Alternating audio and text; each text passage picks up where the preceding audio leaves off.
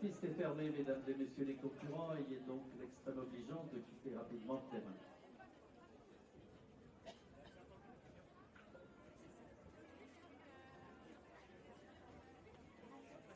Show jumping is now closed for walking. Thank you.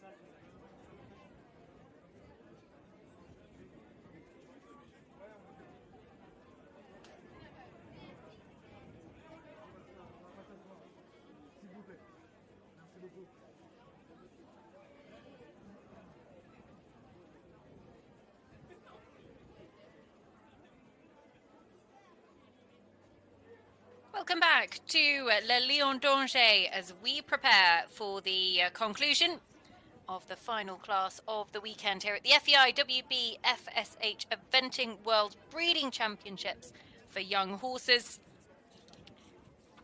Lovely autumnal day in Le Lion d'Angers, about 200 miles southwest of the capital of France in Paris. And this morning we saw Izzy Taylor and Johnny Hornby's at Barrington Alice take the 6-year-old title, who will be stood atop that podium in the 7-year-old class a little bit later on. Well, Nicolas Touzon, the overnight leader, he actually has a fence in hand, looking for his 7th Le Lion d'Angers title. rides at Gaugin de Busson on a score of 23.5, but it is unbelievably close from second. One pole in the show jumping goes all the way down to 11th, and I have no doubt that we will really see some movement on the leaderboard. Getting us underway will be Christopher Cisse for France, with Jean-Philippe Lima's Good Moussa derrière. Combination had problems late on the cross-country course yesterday, right at the Forester's Cottage at fence 20, which unfortunately took them out of the reckoning. 115.6 the score that they bring forwards today.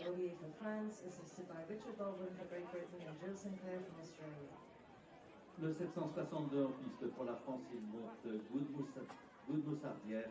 Il est 58e au provisoire, 115.60. The ground jury in charge once again.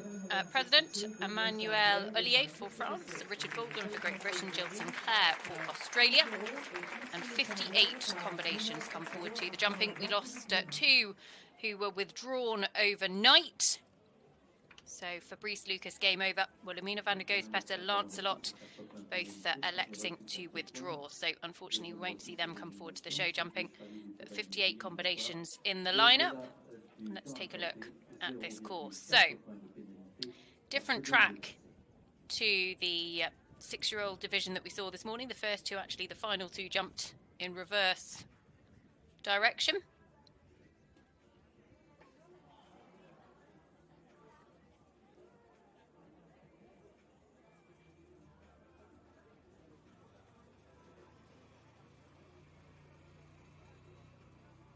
Early rail has gone.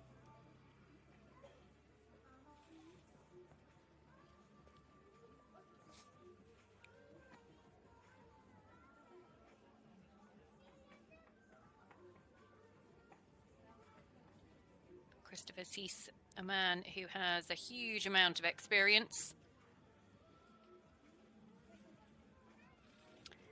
Time this morning was really influential, so it'll be interesting to see how it rides this afternoon as well. Certainly Christopher doesn't look like he's really motoring.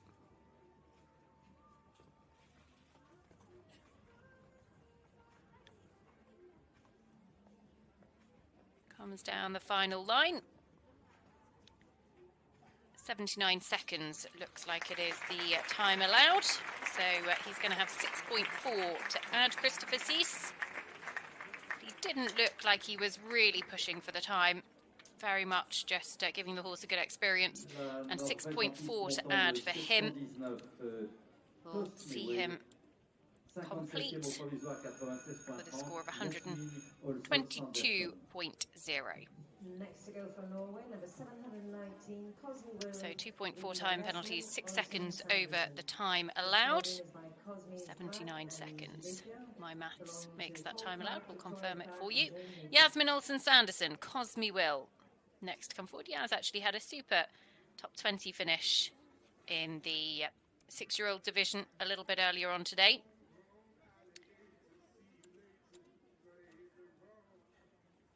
Global Karina actually just finished outside the top 10 in the end in 11th.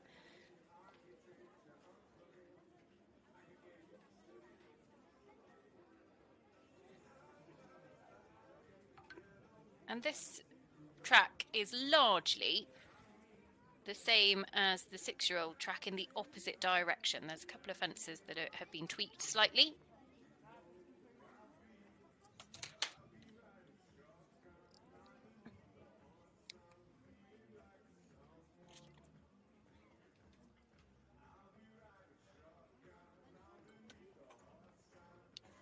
Just the 1 pole down. Yas looks like she's actually going a little bit more quickly than Christopher was. She comes up to this final line. Still going to be a bit tight on the time.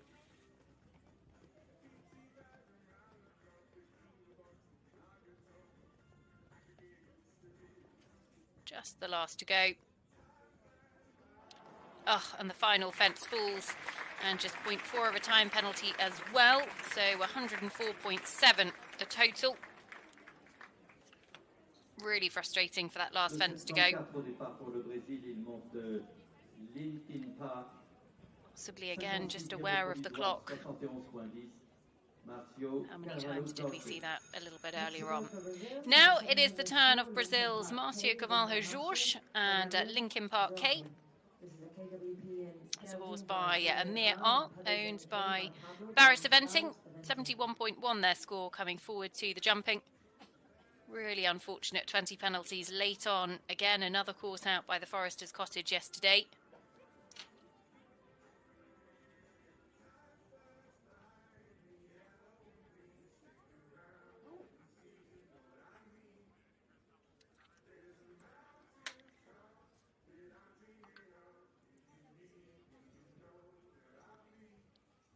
Marcio, based in Gloucestershire in England now, moved over here, relocated after the Rio Olympic Games from his native Brazil. He's an unbelievably experienced jockey. Would be one of the individual medal chances. Really frustrating rail there. Ooh. And the horse actually just came back to him a little bit too much. I don't know if there was a bit of a miscommunication. But he recovered well. And I would say, he again doesn't look like he's really pushing for the time.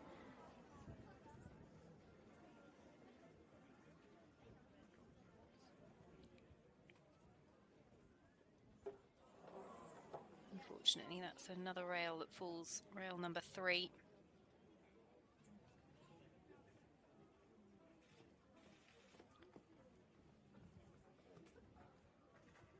So just the last 2 to go. The time penalties you can see already clocking up. Nicolas Touzon, our overnight leader, will be the last to show jump. Marcio Jorge, 16 in total, 12 jumping and 4 time penalties.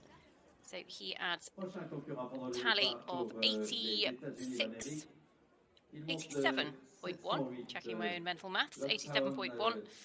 And that will be his total score. So holds his position. At this stage, the leaderboard a little bit more well spread out. As next to come forward, it is for the United States of America, Chris Talley and Lockdown CC. 70.0, the score coming forwards.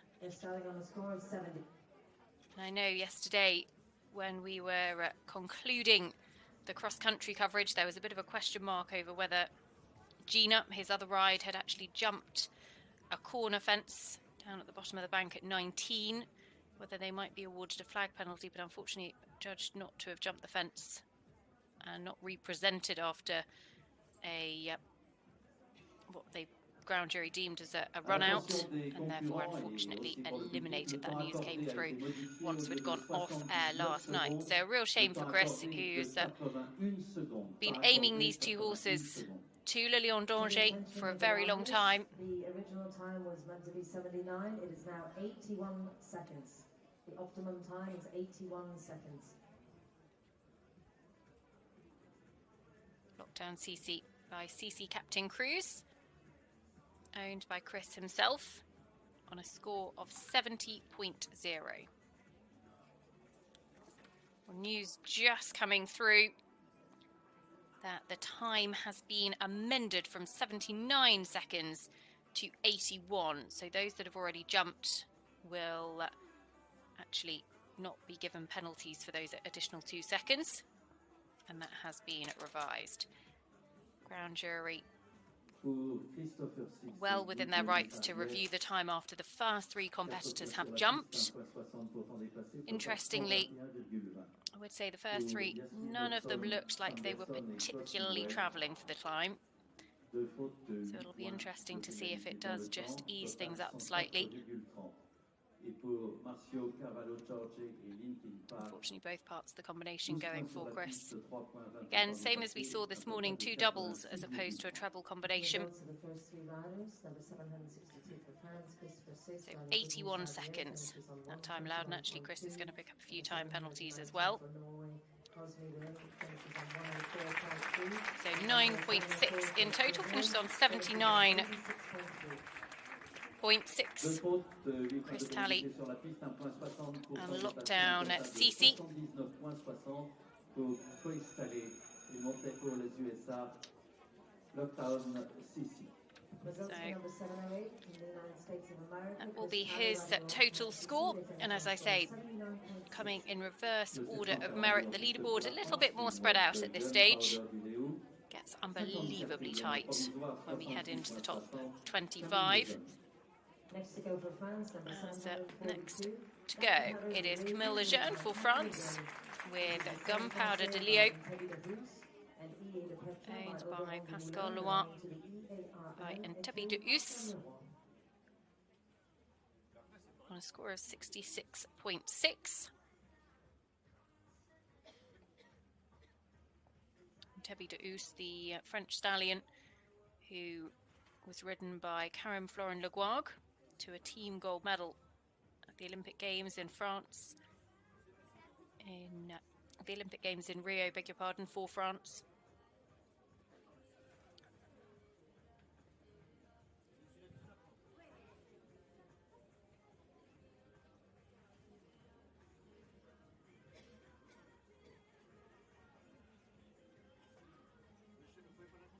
Camille, another again to have picked up 20 penalties with a problem at that Forester's Cottage combination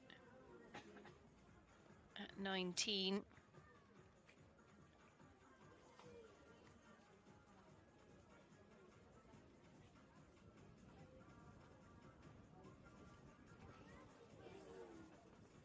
Time is going to be pretty close once again, but clear jumping as he comes down the final line.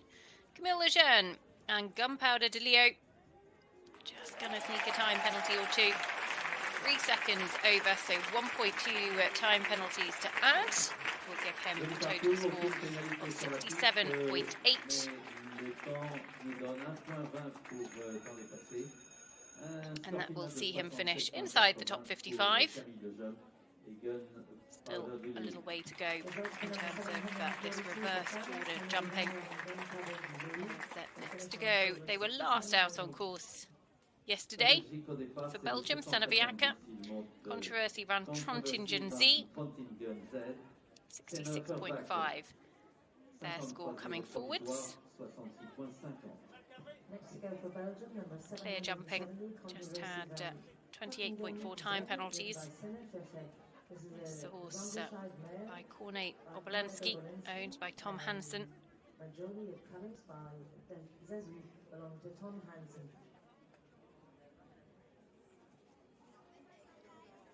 Well, to keep the mare off the front rail of that vertical.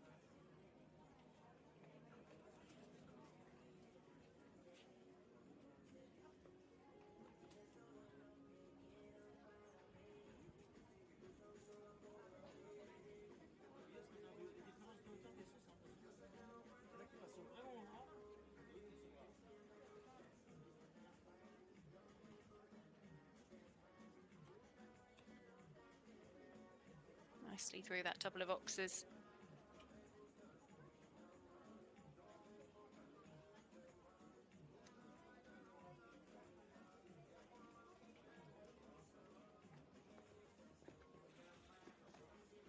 This horse really wants to leave the fences up. Hasn't made life totally easy for Seneviaca, but actually gives us our first clear round. Really well done. Comfortably inside the time as well. So that is clear round number 1 in the bank. And it goes to Belgium, Seneviaca and Controversy van Trontingen Z. They complete on their dressage score, on their two-face score, beg your pardon, of 66.5. So double jumping clear round for them. As next come forward for the United States of America, Hallie Coon, with her own Lucky Fortuna, gelding by Kohinoor VDL, on a score of 66.4. Clear jumping yesterday, just some time penalties to add, 30.4 of them to be exact.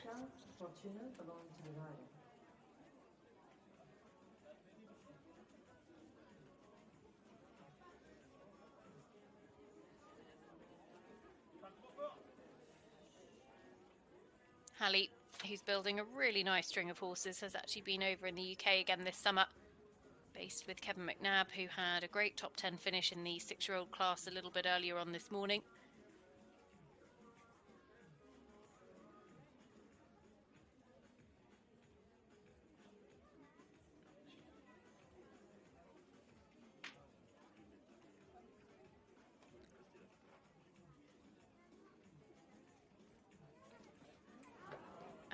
That has gone.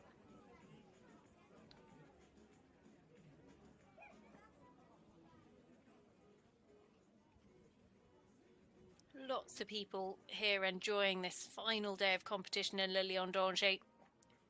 Jam-packed grandstand. Unfortunately, both the front and the back rail go of the Oxer at the first element of the double.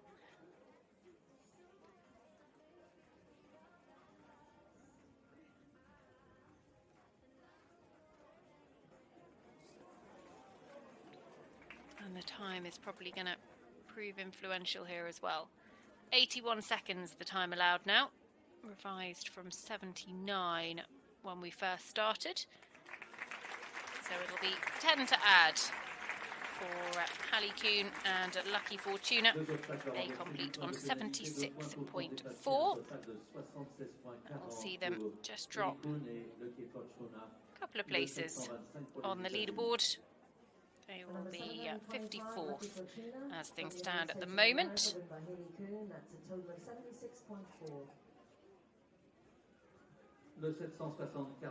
Next to go, it is for Italy, Martina Guerra and Lipiruso H by Corland, out of an Indoctro mare called Pyrusa H. Stefano Guerra owns this horse. 35.1, beg your pardon, in the dressage. 26.8 time penalties. They come forward on 61.9.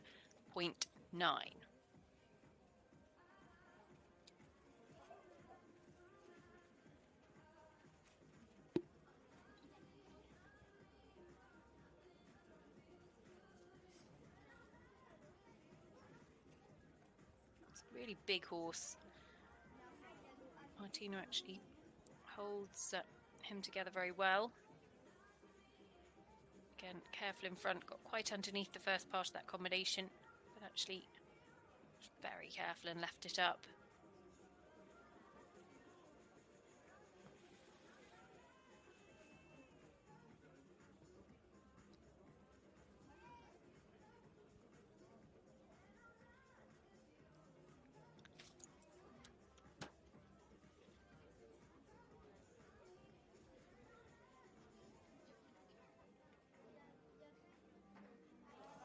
Second pass the combination, just take it out in front.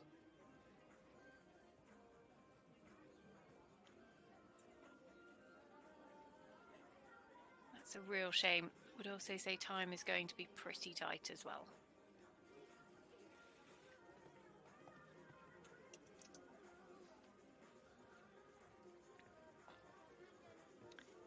So 0.4 of a penalty for every second or part second thereof over the time. And 7.2 to add for Martina. 4 jumping and 3.2 time.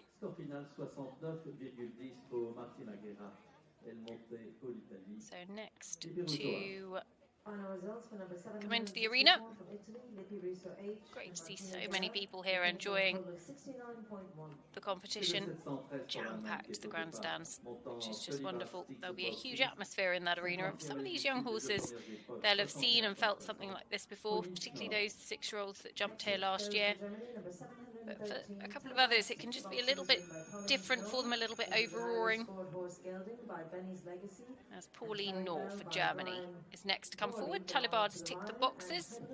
Pauline rides this 7-year-old by Benny's Legacy for herself, and for Frederick Luther comes forward on 61.6.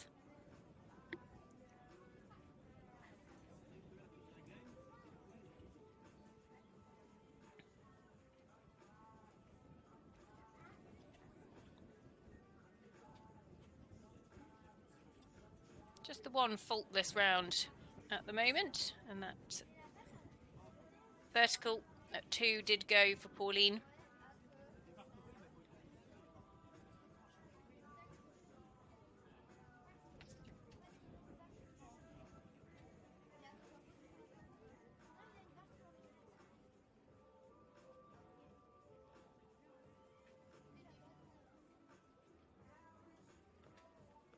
And actually, when you have a tight enough time, you know, you just have to keep things moving. You're not able to take as much time to set up for a fence as you would normally. And that's where the problems tend to creep in. Tight time makes the track that much more difficult to jump.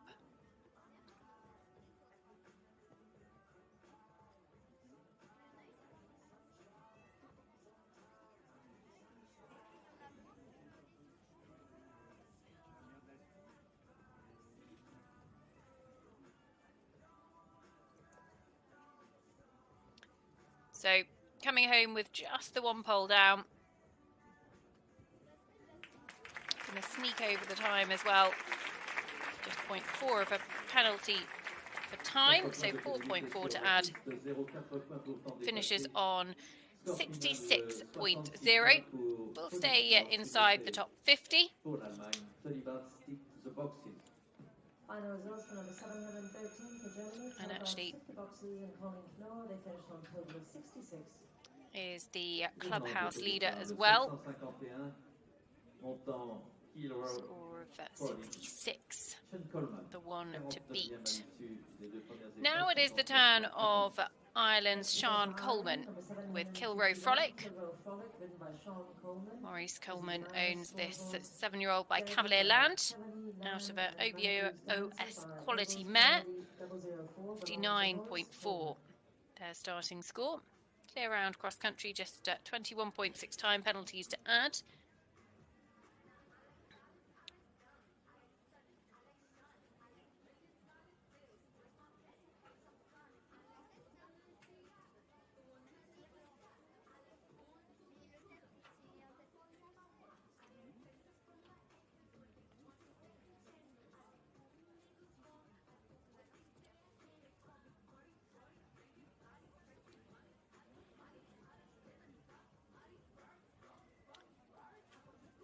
Kilroe Frolic giving Sean a really nice spin in this arena so far.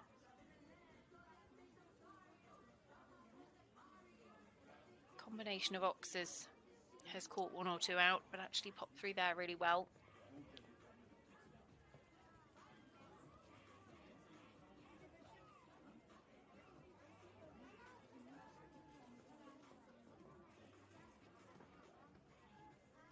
Going to be very tight to the time.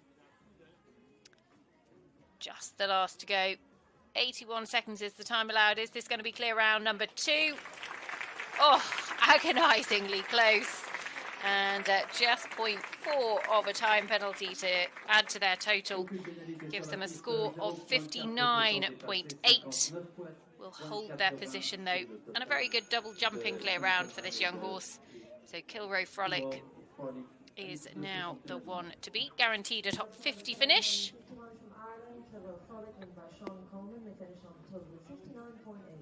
Next to jump, it is Riccardo Gandolfi, Calypso del Sasso for Italy.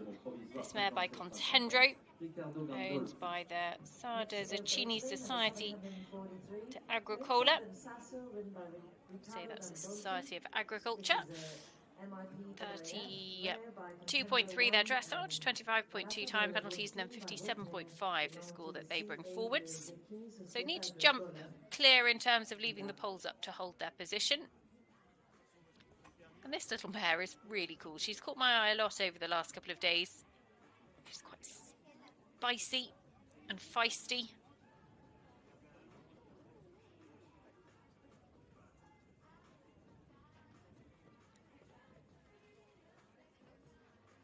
Very keen to get on with the job at hand.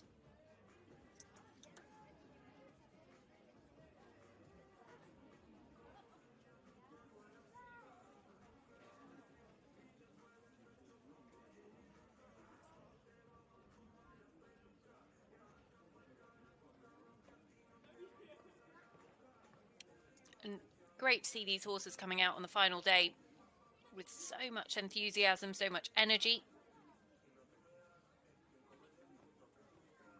He's going to, I think, pick up a time fault or so as well.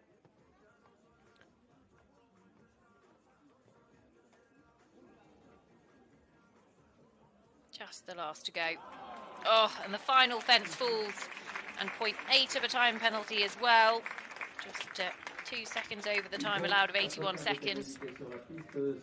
And maybe he was aware of that clock. Just saw him shake his head slightly there. How often do you see the final fence fall, particularly when the time is tight? The mare, though, particularly cool all week, and he'll be pleased with that because, well, a rail and a time fault today. Still lots to look forward to for the future. Now it is the turn of Lara de Liederkerken-Meyer, the first of 2 rides for Lara. Comes forward with Quintus, owned by Jürgen Vankerscheiver. 56.7 their starting score. Had a late 20 penalties yesterday at the Forester's Cottage at 20, which I know Lara was frustrated with herself over. But certainly was very impressive the rest of the course. Actually giving Lara the opportunity to jump around this track once. Cairado Darville sits in the individual silver medal spot overnight. And it's nice to be able to get a feel for the time. It's nice to be able to get a feel for the distances as well, albeit the horses, I'm sure, are very different. Also nice to keep busy. Not too much time to think, although I have to say, when you look at Lara and Kai Steffenmeyer, safe to say, I don't think they are ever not busy.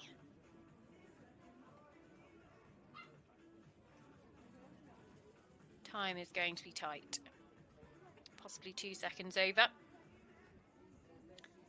Comes down the final line, but is jumping on a clear. And clears the final fence. And just sneaks, is indeed 2 seconds over, so 0.8 time penalties. Gives a total score of 57.5. And actually will be 47th or better. That is now the score to beat. Next to go, it is for Ireland, Heidi Hamilton, with her own The Sequel, 7-year-old by Conthagos. Comes forward on a score of 53.0. So actually jumped a really good clear round over Pierre Michelet's cross-country track yesterday. Just 12.8 time penalties to add.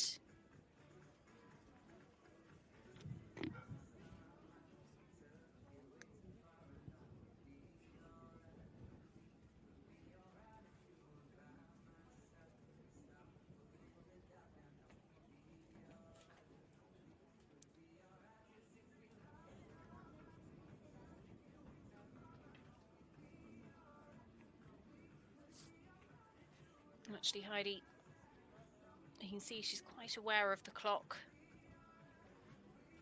Just kept things moving down that bottom end of the arena. 81 seconds is the time allowed.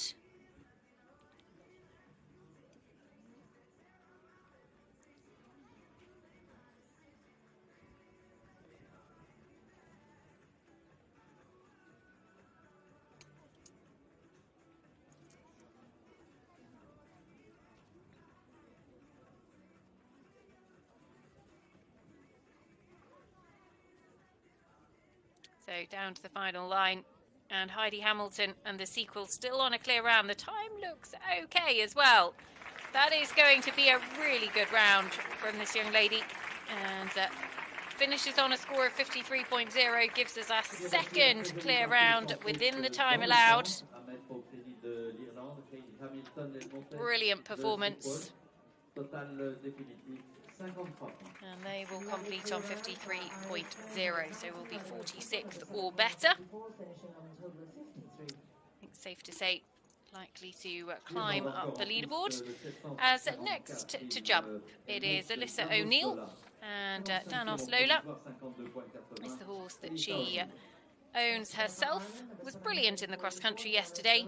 Just a few time penalties to add, so they come forward on a score of 52.8. A brilliant clear jumping round by Carrera VDL. It's the mare called Abigail Cruz, who is by that wonderful Irish sire Cruising.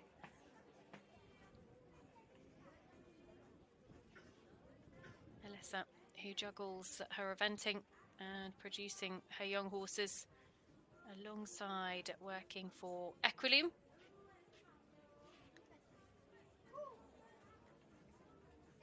And actually a really, really talented producer of young horses. Alyssa had a couple at Royal Dublin Horse Show. Very well in the young horse classes there.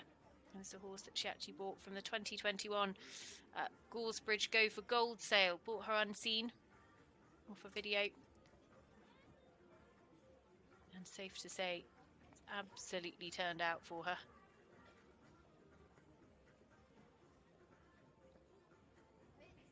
One pole down at the moment.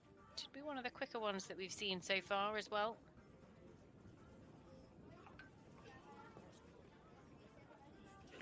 Just sneak inside the time. What a cool little mare this horse is. Jumps the last and sneaks inside the time. So just one pole down for Alyssa O'Neill, Danos Lola. Combination that actually do a good bit of pure show, jumping up to a metre-30 level. And I understand this horse quietly coming onto the market as well. So if you're in the market for a good 7-year-old, look no further. And of course, when I say quietly coming onto the market, people probably don't really expect it to be put out in commentary, but there we go. Really, really smart young mare. And one to look out for Ireland. Next to go, it is Katrin Kodem-Hazrati and Renegade for Austria. They come forward on 52.3, beg your pardon, in 44th place coming forwards. The clubhouse leader at the moment is Heidi Hamilton, the sequel. They just sit ahead of Alyssa O'Neill and Danos Lola.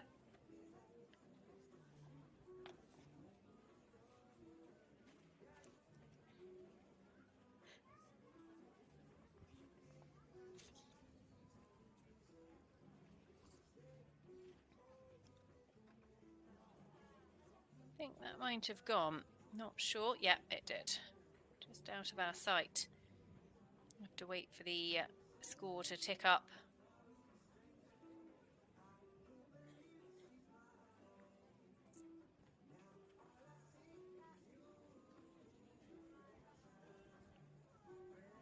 Not always the most orthodox of jumps, this horse.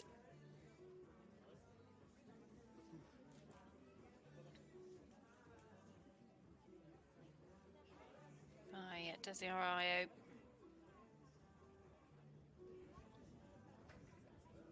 Rattles the back rail of that second oxer, but it stays.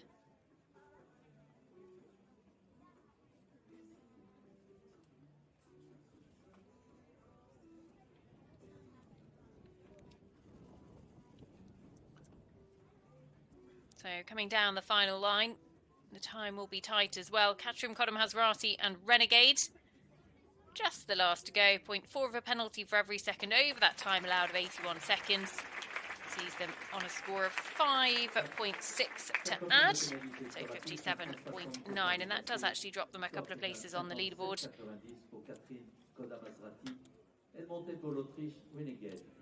Final result, number 741 from Austria, Renegade, written by Katrin Kodem-Hazrati. They finish on a total of 57.9. Départ donné au 706 pour l'Italie, montant Capulcora Quality Control. 43e au provisoire, 51 points. Luca Gardini. Next to come forwards, we welcome Capulcora Quality Control, ridden by Gianluca Gardini. 51.0 the score that they bring forwards. 12.8 time penalties. Italy had a couple of really smart results in the 6-year-old division a little bit earlier on today. Finished in 8th and 10th with Enrico Zapegno and Rebecca Chiapero. Just the one rail down to add so far.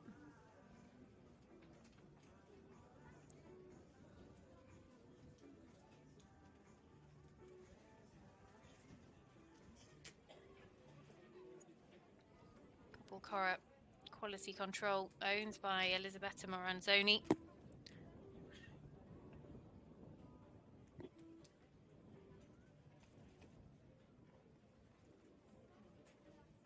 Heidi Hamilton and the sequel still the one to beat. 53.0 is their score of those that have completed, and a few time penalties are going to clock up as well. So 6 to add in total, 57.0 for Gianluca. And that will actually just drop them a couple of places on the leaderboard. We'll go behind Heidi Hamilton and behind Alyssa O'Neill.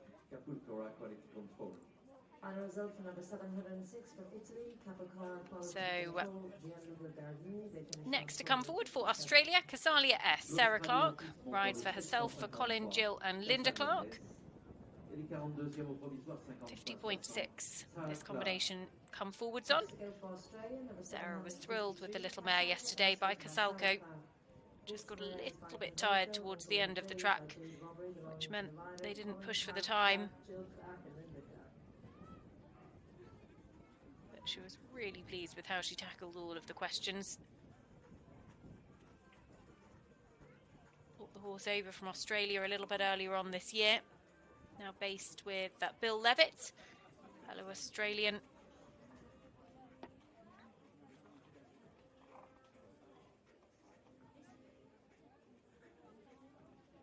Clever at that vertical. Wanted to leave it up. Just twisted herself accordingly.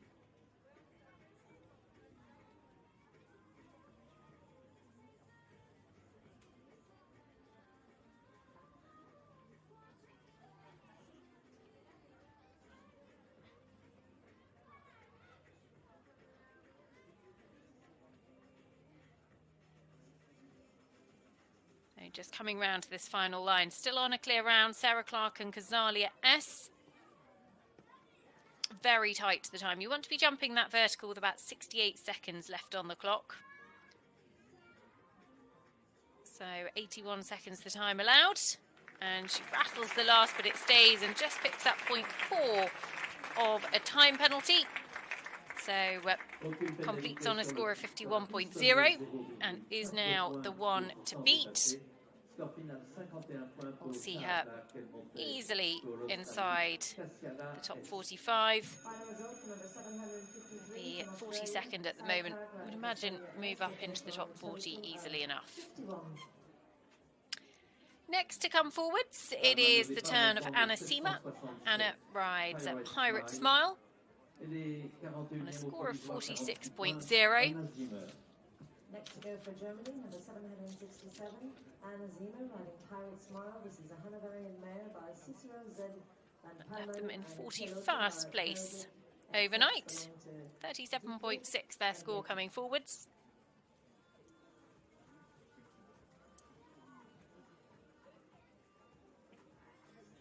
Owned by Detla Velgetti, by Cicero Z. Van Pemel.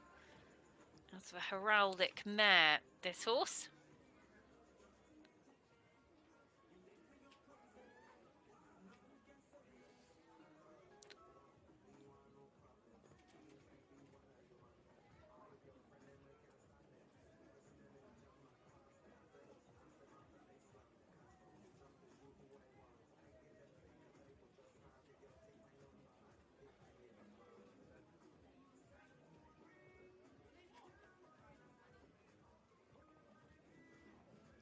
Clever in that combination, just shortened the second stride.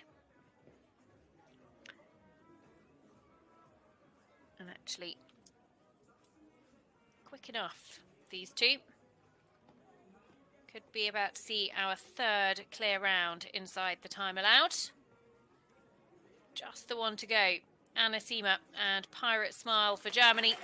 Pops the last and it's inside the time as well. So clear round number 3 goes the way of Germany. And Anna Sima looks absolutely delighted with that. 46.0 is her total score. And that will see her in 41st or better.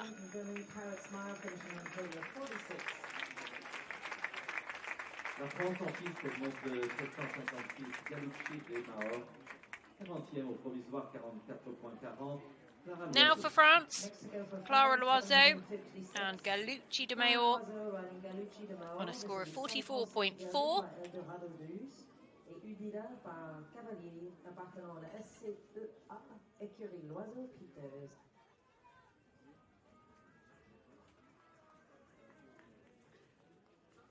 Great clear round for this combination yesterday. Just 8.4 time penalties to add. Sees them on a score of 44.4 coming forwards by Eldorado de Us out of a Cavalier mare.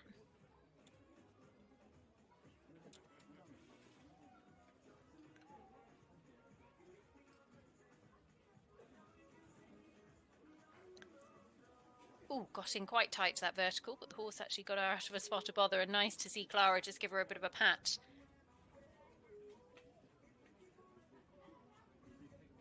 Just make sure that her confidence is kept up. But actually, as a rider, if you've got a horse that will occasionally get you out of not the perfect distance, it makes the world a difference. Time is going to be pretty tight. Just going to slip over the 81 seconds, I would say. But Clara Loiseau, Galucci de Mayor clear the last. And that's just 0.4 of a time penalty to add for them. So they complete on 44.8 and will be in the top 40 at the end of the competition. In reverse order of merit in the FEI WBFSH Eventing World Breeding Championships for young horses here in Le Lion d'Angers, and you can just see how many people have turned out to watch these future stars. Wonderful to see fantastic crowds. As now the turn of Sarah Glynn and Granny Jean's Unicorn, Irish bred, out of a mare called Colossery Ringwood, who is by Touchdown. Sired by Jack of Diamonds, owned by Sarah alongside Laura Glynn on a score of 44.3. Sarah, the sister of Irish international 5-star rider Kieran Glynn, and Colossery Stud, the stud that is run by the Glynn family. Sarah last rode here back in the early 2000s, so wonderful to be back competing on a homebred as well.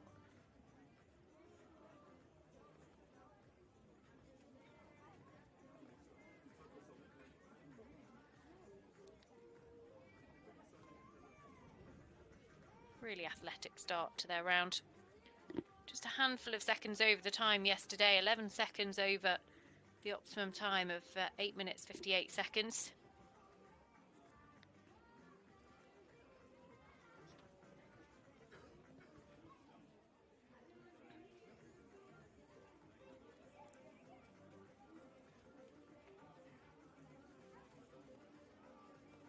Oh, got in close, but actually clever little bit of footwork.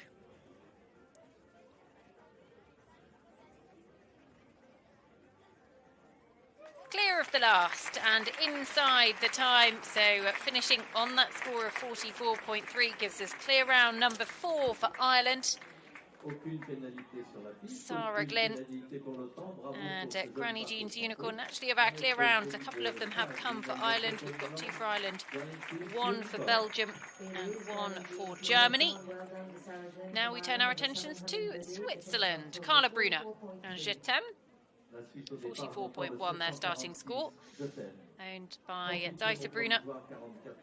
Jetem is by Jetem Flamenco. Next to go for Switzerland, number 746, Jetem, ridden by Carla A Bruni. prolific This is jumping Belgium sire. by Jetem Flamenco and Laurelie by Comes forward on Margot, the 44.1.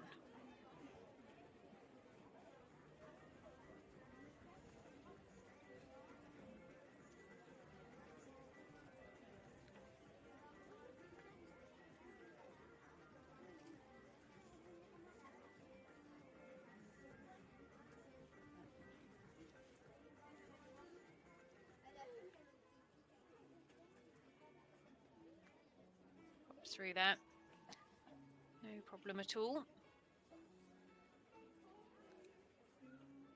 Doesn't look to be going too quickly, but is very economical on her turns, Carla.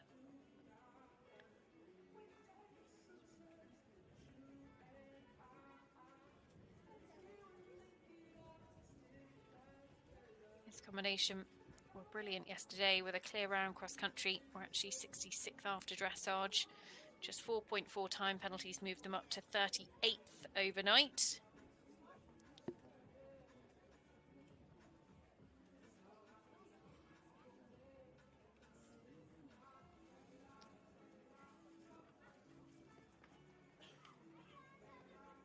So coming home on a clear round, the time is going to be quite tight. Will probably be a time penalty to add.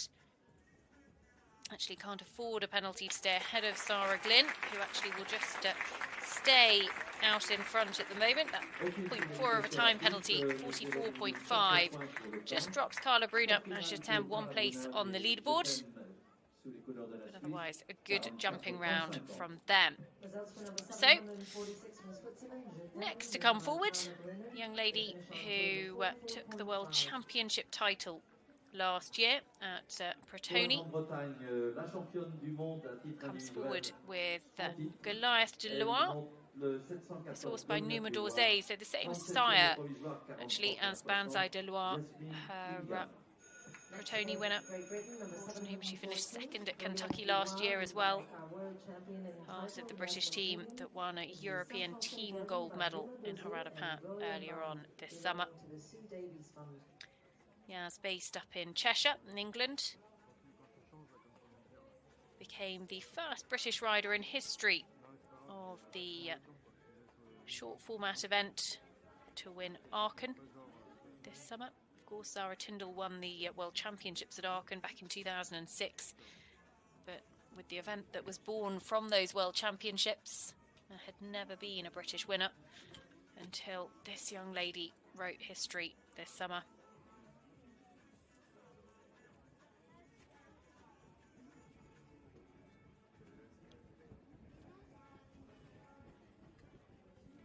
One rail down at the moment.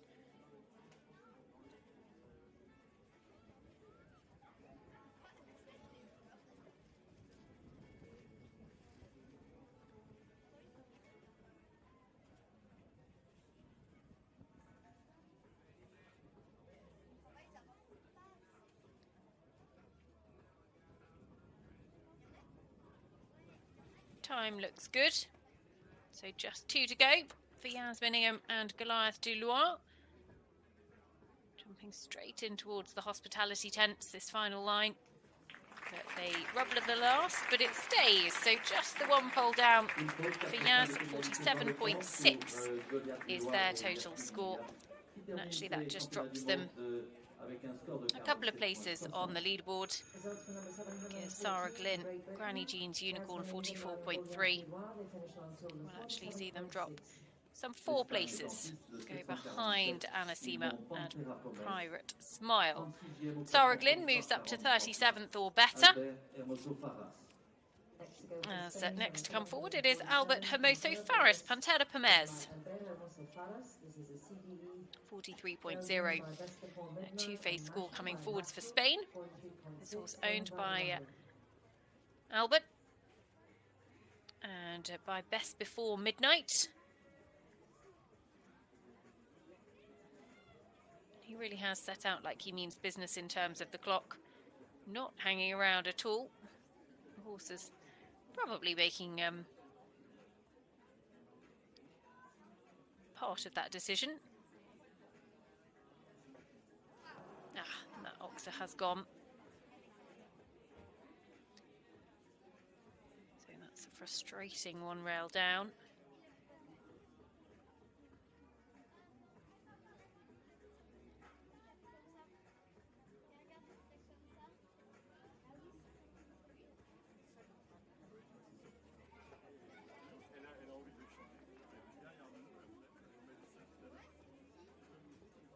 The time is absolutely fine, by far the quickest that we've seen so far. As he comes down the final two, and just on one pole down, Albert Hermoso Faris jumps the last and comfortably inside the time, so one pole down on a score of 47.0. We'll see him into 40th place on the leaderboard, so costs him again another 4 places. It would be said. Sarah Glynn, Granny Jean's Unicorn, 44.3, the clubhouse leader at the moment. So next to come forward of the 58 combinations in the starting lineup for this final show jumping phase here in Le Lion d'Angers for the FEI WBFSH Eventing World Breeding Championships for young horses. And it is for Ireland, Suzanne Hagan, Lockview Commander, who come forwards. Suzanne owns this 7-year-old by Cobra, 43.0 starting score.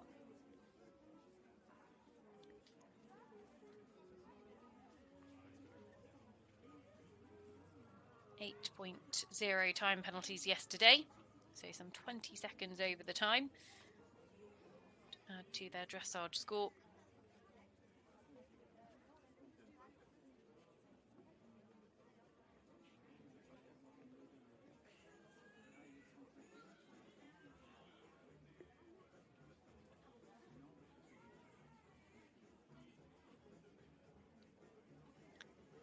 Suzanne,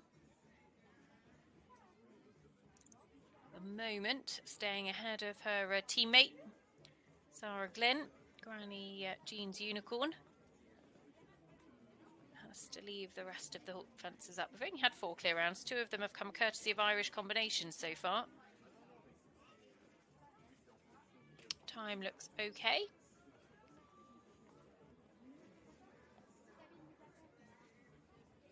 So Suzanne Hagan, just the last to go.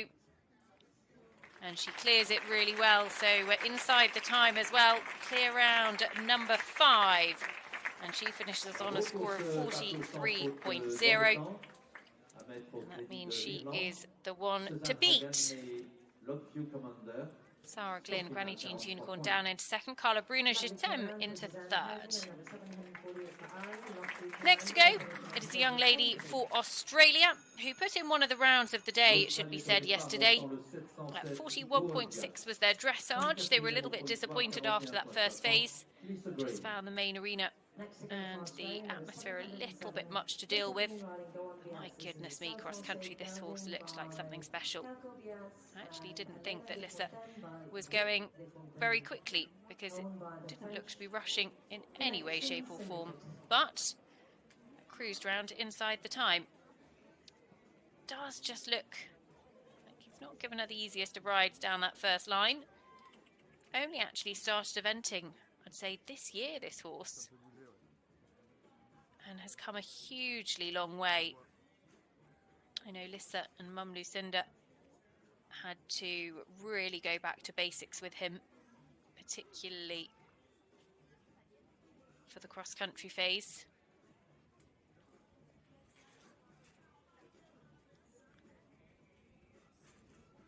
My goodness, certainly their hard work paid off yesterday. 41.6 the score that they bring forwards.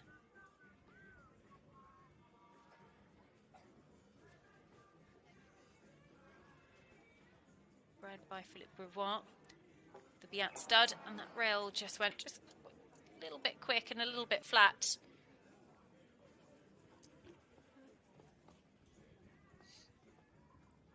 The time looks fine.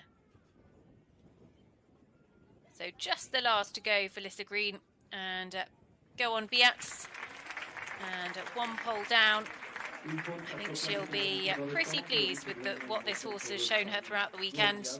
will have moved up from 70th after dressage and is going to be guaranteed a top 40 finish as well. So definitely you can see how thrilled she is. What a way this horse has come. If you want to find out a little bit more about his story, I'd say it's definitely worth going to do so. Go and look this up on social media and there's a bit more detail on there, because they have worked extraordinarily hard, and it will be a very, very proud moment actually when all of that seems to come together at a big event like Le Lion d'Angers. So next to come forward for Great Britain, Phoebe Locke and Renkum Jitterbug by Balabé Junior Z.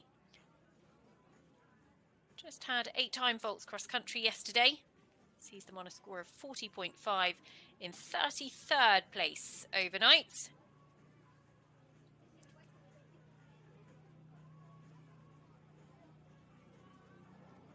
Just got in quite tight to that vertical, which unfortunately went.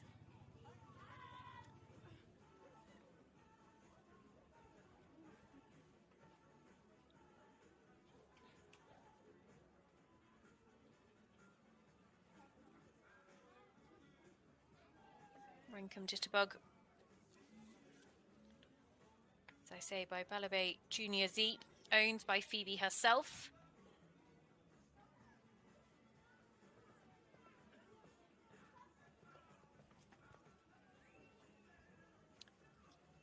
Suzanne Hagen, the one to beat of those in the clubhouse, on a score of 43.0. Just had the 5 clear rounds inside the time allowed at the moment. As Phoebe Locke comes down to the final fence, pops it very nicely, and it is inside the time, so just the 1 pole down for Phoebe, and that sees her on a score of 44.5. Now the turn of Fiona Cashel for Great Britain, with her own and Frank Breach's Monbeg Cazador, a 7-year-old by Cazador LS. 39.6 their starting score, and that just goes to show how unbelievably competitive this class is. You know, 32nd on the leaderboard, but on a sub-40 score coming in on the final day. We really are seeing some of the best horses for the future of our sport, some of the best riders in the world as well.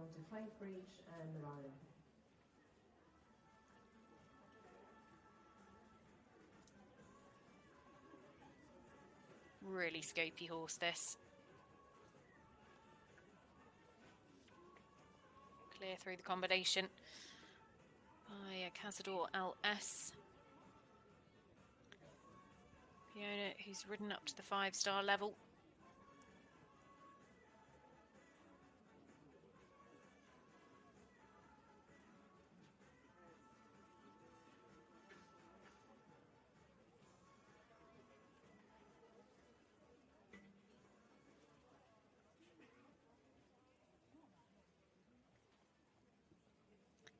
Going to be interested to see their time in a second, because this horse certainly has given the fencers plenty of airtime, and when they're that extravagant, you can almost lose a few seconds. Would be very close to the time allowed, 81 seconds. Might just sneak over for a time penalty. And does, so a very good clear round, just 0.4 of a penalty to add for Fiona Cashel, Monbeg Cazador. So they finish on a score of 40.0, and they are the ones to beat. So that goes to the top of the standings. But what a really smart young horse for the future. Fantastic to see so many people here in Le Lion d'Angers. The French crowd enormously enthusiastic. They were out in their thousands yesterday for the cross-country as well. It would be said that we didn't quite have the weather like this yesterday, unfortunately. It was a pretty wet and miserable one, but they absolutely stuck to it. As here is Jack Pinkney with Sarah Brown's Carpo Vivendi on a score of 39.5. Just picked up 5.2 time penalties yesterday. By Ars Vivendi, as for a mare called Heather Cool.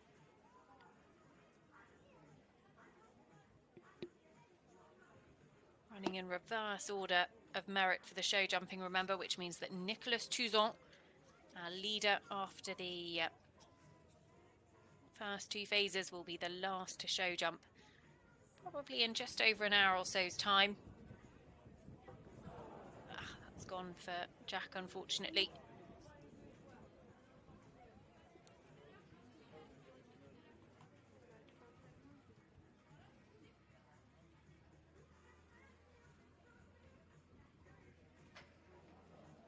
But rail on the Oxer as well.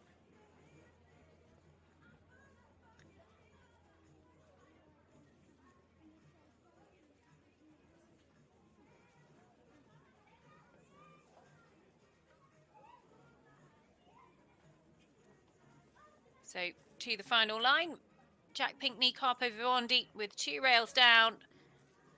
Just going to sneak a time penalty as well. The last has a jolly good rub, but it stays. 8.8 to add in total. Finished on 48.3. Just drops him out of the top 40 as things stand, but still very respectable finishing score for him. Final results for number 755 from Great Britain, Carpo Vivendi, ridden by Jack Pinkney. Next to go will be Peter Flower and H. Carroll Z. 38.5 will be their score coming forwards for Denmark. Peter owns this horse by Herald 3. Absolutely brilliant in the first phase. 29.3 left them 11th after dressage.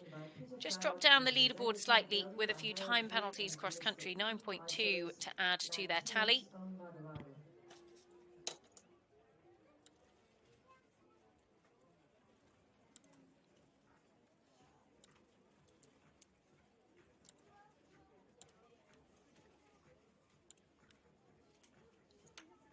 Peter Flower, actually Denmark's best finish at Le Lion d'Angers in the last 15 years, was 10th with his wonderful partner Frankie back in 2013.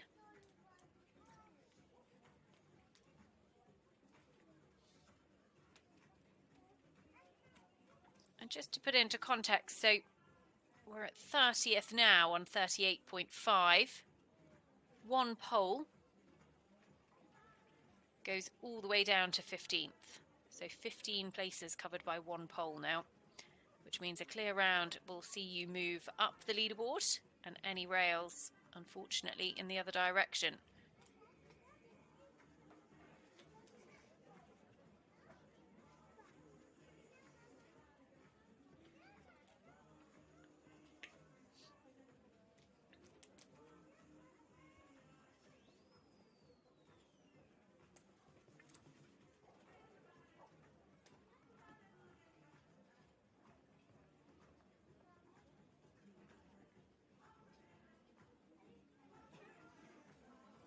Really nice finish, and just inside the time. So clear round number 6, and it goes to Denmark. Peter Flower and H. Carroll Z. Just a couple of hundredths of a second inside that time allowed, and he is now the one to beat. 38.5. So next to come forward, it will be for Australia, a rider who actually had a superb finish a little bit earlier on in the 6-year-old division. Ended up in 7th place with Wilfred Lancer, but jumped a lovely clear round over the coloured poles. And it's Kevin McNabb with Faro Imp. Was our pathfinder on the cross country, actually. Just 4.4 time penalties. Faro Imp, owned by Sofia von Moltke, by F1 USA, out of a master imp mare called Vorbuck 1.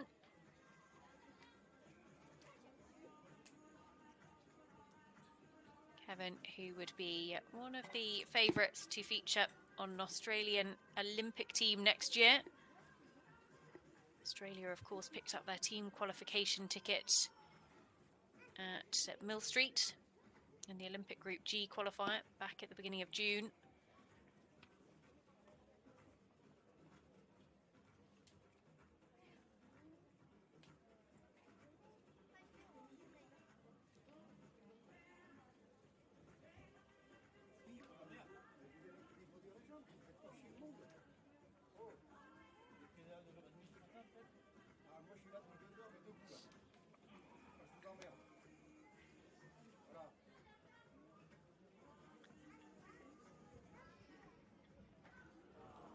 Second part of the combination is gone.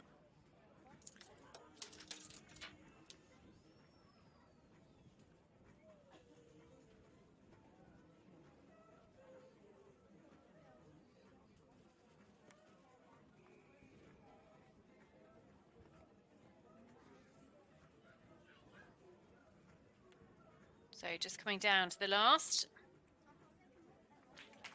And one pole down, but a few time penalties to add as well. 2 time penalties for 5 seconds over that time allowed. Total score of 44.4. Kevin McNabb actually just drops down to 33rd on the leaderboard. As Peter Flowerup, H. Carroll Z, the one to beat now, 38.5. He will be 29th or better. So actually that just costing Kevin 5 places on the final standings. Next to come forwards for Belgium, it is Gâtinais de l'Aubray, ridden by Cyril Gavrilovic, owned by Laurent Gâtinais. There's a horse by Canciuro Boimargo. 37.7. Cyril's score coming forward. Just over 3 fences behind our leaders. Nicolas Touzon and Gargan du Buisson, who will be last to jump. Well into the top 30 here now. A reverse order of merit show jumping.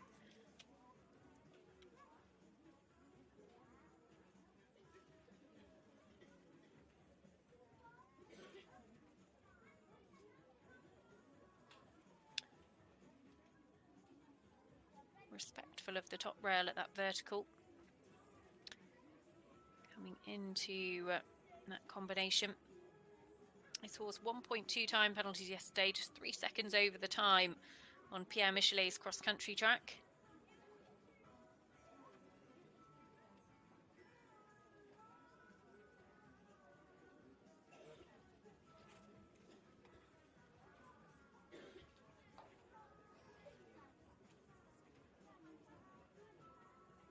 Still on a clear round.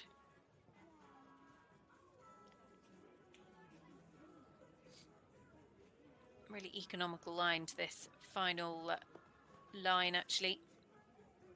Time looks good. Cyril Gavrilovic and Gâtinais de l'Aubray. Just the last to go. And that gives us another clear round. He looks absolutely delighted with it. Finishes on that score of 37.7. So we'll be guaranteed 28th or better. Big pats for Gâtinais de l'Aubray. And Cyril Gavrilovic completes for Belgium. The highest placed Belgian rider in this field is Lara de Lieder Kirkenmaier, Colorado Darville, currently sitting in the individual silver medal position. I think that's the last of the Belgian riders we have to come forward to the jumping. Will be Lara, second last to go. Rebecca Joanna Gherkin, Livia Yeold, 37.5. Starting score. This horse owned by Elizabeth Christina Ann Barleys, by Clinton H. And really good cross-country yesterday. Just a few time penalties to add to their dressage, which actually saw them in the top 10 after the first phase. So they're on a score of 37.5.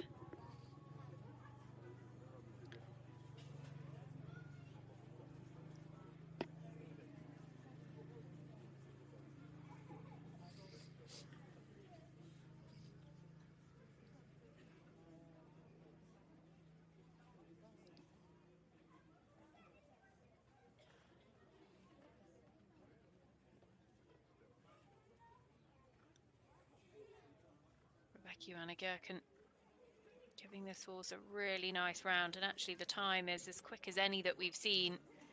Does not need to worry about the clock down this final line. Just the last to go, and makes that 81 seconds look so easy, but the final fence has fallen. So frustrating, just one pole down. And that will see her on a score of 41.5. Drops her a few places on the leaderboard. It's not too expensive. We'll just drop her into 31st place. But even so, frustrating for Rebecca Joanna Gherkin. Next to come forward, it is one of my favourite rounds of the day yesterday, I think. Claire Abbott with Drumna Connell Kobe, owned by Lawrence Patterson. 37.3 their score coming forwards. Just 5.2 time penalties yesterday to add to their dressage score of 32.1. This little horse by Road to Happiness, out of a King's Master mare called King's Jewel. This is an Irish sport horse gelding by Road to Happiness, and King's Jewel by King's Master belong to Lawrence Patterson.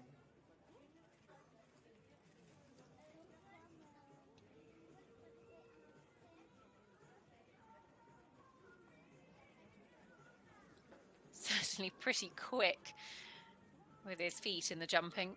He was similar cross country. Looks like a lot of fun to ride. Claire, he's a brilliant producer of young horses.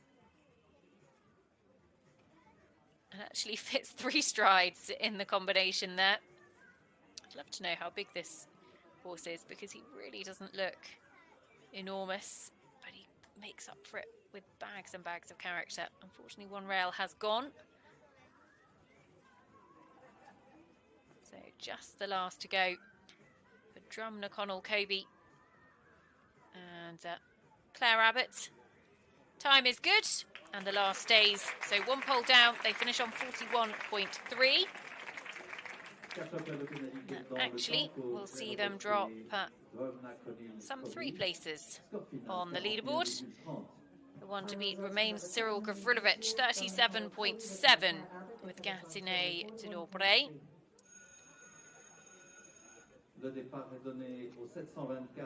Next it is for Australia. Bowman start mark, Katja Weimann. Katja brings forward this really smart 7-year-old by Douglas VDL out of a heraldic mare called Hera. 36.4 their score coming forwards. Again, another to jump a really, really nice clear round with just a handful of time penalties.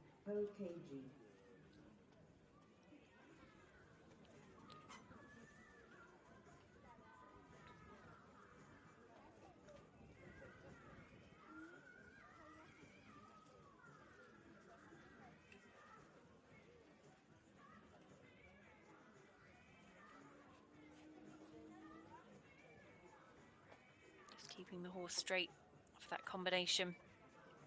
Beautiful shine on this horse. Huge credit must go to all of the grooms who work so hard, not only to turn these horses out beautifully, they're a massive part of their actual competition success as well. Absolutely no stone is left unturned.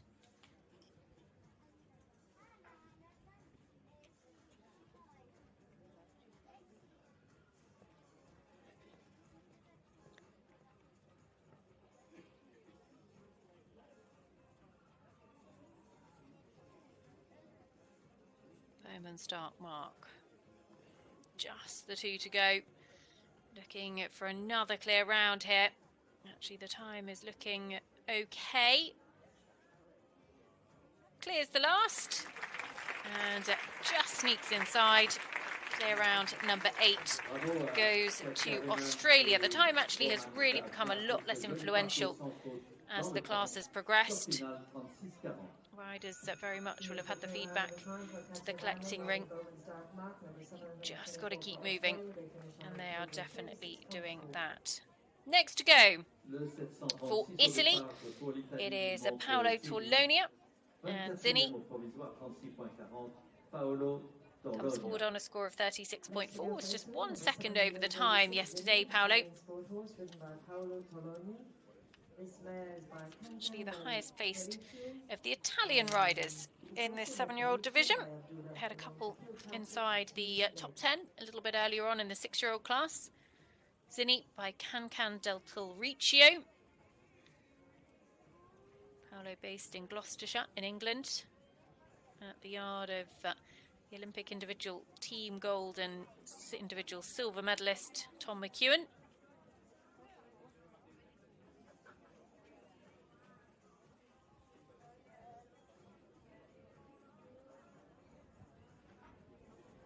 Second part of the combination has gone.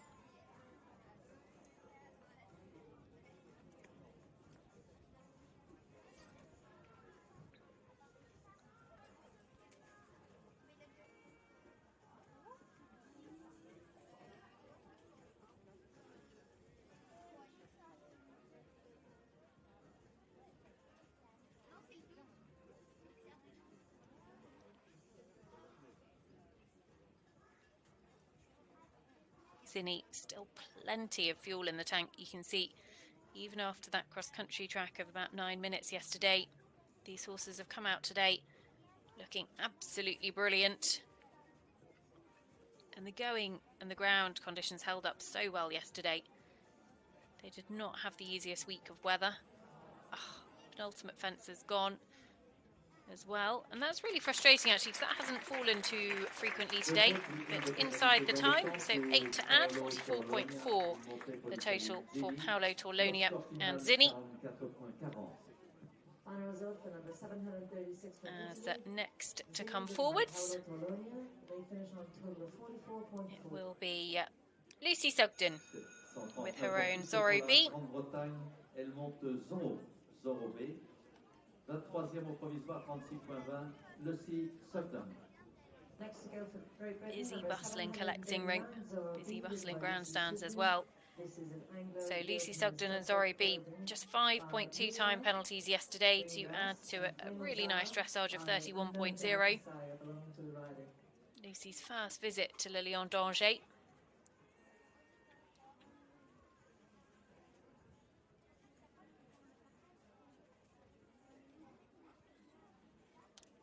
And this is a horse that has really caught my eye over the last couple of days.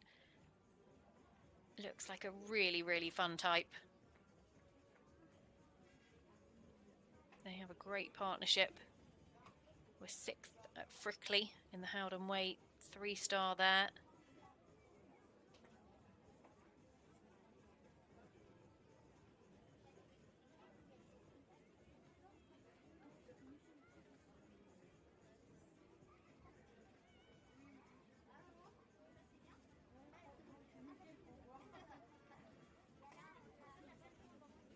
Lucy currently on a clear round.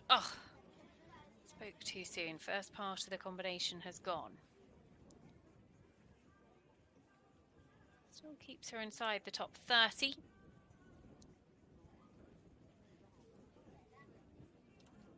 One to beat at the moment, Catch a Vyman and Bowman's Dark Mark, 36.4. That is the score that leads in the clubhouse. As Lucy Sugden and Zorro B going to pick up a time penalty or two as well, and unfortunately the last go is really frustrating for them. But 8.8 to add, and certainly they've done themselves proud this week. 45.0 their total score. Shake of her head, Lucy, but I think that was it herself. Give Zorro a big pat. As next to come forward for Sweden, Frida Anderson. Frida rides at Kitch Couture, HBK. One of still a couple of Swedish combinations we've got left to jump. We'll see Anna Fresgard a little bit later on.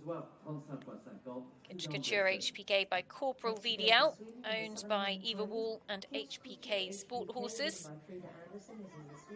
Combination on 35.5, so if they jump clear and inside the time allowed, they'll be the first of the weekend, or the day, in the 7-year-old division to finish on their dressage score.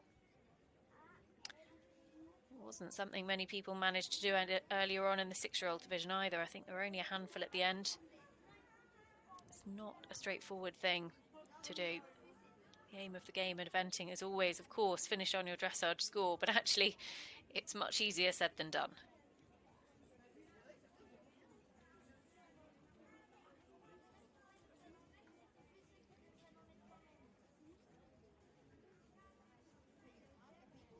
Couture HBK just outside the top 20 at the moment. 22nd place on the leaderboard. Frida, who had that brilliant top 10 finish in Chihuahua with Box Leo earlier on this year. Also went brilliantly at the European Championships in Harapan as well for the Swedish team. Time is absolutely fine as she comes down to the last and becomes the first person of the day to finish on her dressage score. Nothing to add to that starting penalty mark of 35.5. And Frida Anderson, who was in 50th place after dressage, moves up to 22nd or better on the final leaderboard. Absolutely thrilled with this lovely young horse. It looks like a real star for the future. So, nothing to add for Frida Anderson. Gives us clear round number 9.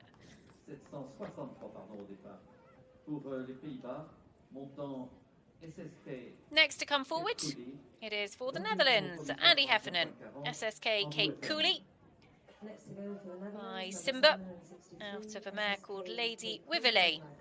This horse owned by Jill Shea, Andy himself, by Linda Willer and also Paula Nordell. Comes forward on 35.4, just 1 second over the time yesterday. Andy, who's based in Cheshire at Somerford Park Farm, coach for the Dutch team, as well as a very talented cross-country course designer.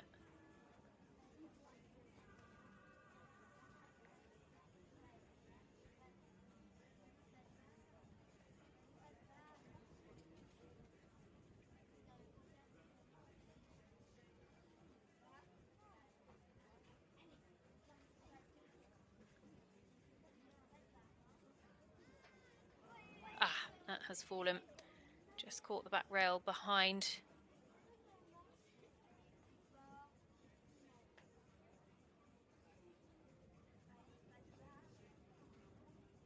So keeps him in the top 25 as things stand at the moment.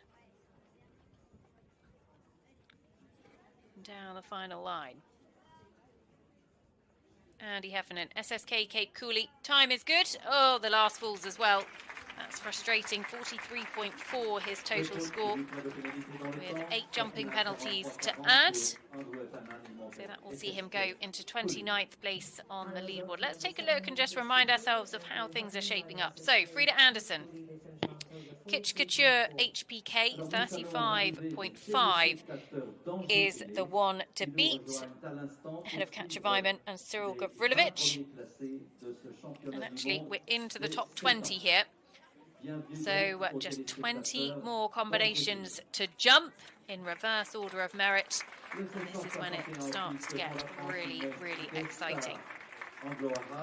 20th on a score of 35.0. One pole covers all the way through to 10th place. That is how close it is. The next 10 places covered by one pole on the leaderboard. Benjamin Massey for France next to jump.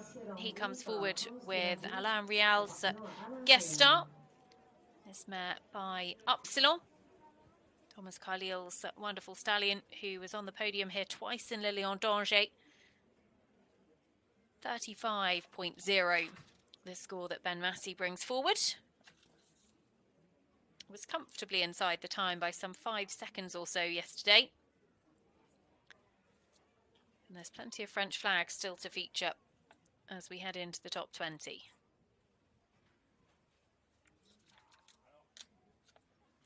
We've got a really, really smart class of 7-year-olds, the French team. And in fact, we've still got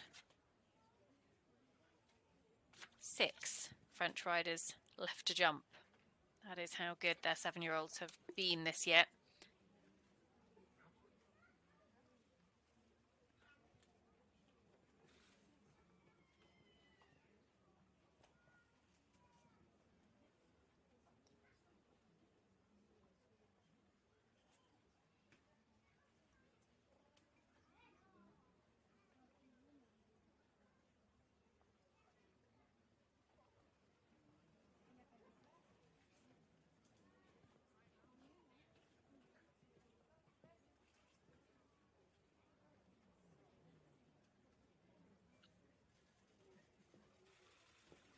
So time is very good. On that score of 35.0, Benjamin Massey holds for the final fence, had bags and bags of time in the bank and looks absolutely delighted with that. Finishes on his dressage score, just the second person to do it so far. And he whips up the French crowd, who will be absolutely loving the next 45 minutes or so, because they are in for a real treat. And France looking like they have a fantastic team of 7-year-olds coming through. So, Benjamin Massey, the one to beat. He goes ahead of Frida Anderson. Now the turn of Calvin Bockmann for Germany. Calvin with Hilmer Meyer-Kuhlenkampf's Dexter FRH by Diorado. Another Diorado in the field still to come. Diorado Darville of Lara de Liede Kirken-Myers. Diorado, such a popular sire at the moment, has got a lot of offspring at the very top of the game in eventing. Lots of Laura Collett's De Capo. As Calvin on that score of 34.6. So cannot afford a pole down and actually can't afford a time penalty to stay ahead of Benjamin Massey. Calvin based at Werendorf, German eventing's headquarters.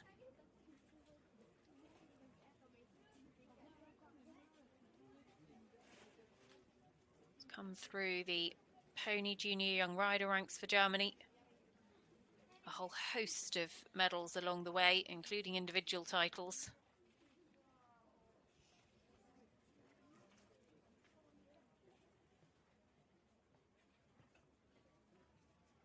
Actually, again, he's giving this horse a really good spin in the jumping, and he's not hanging around.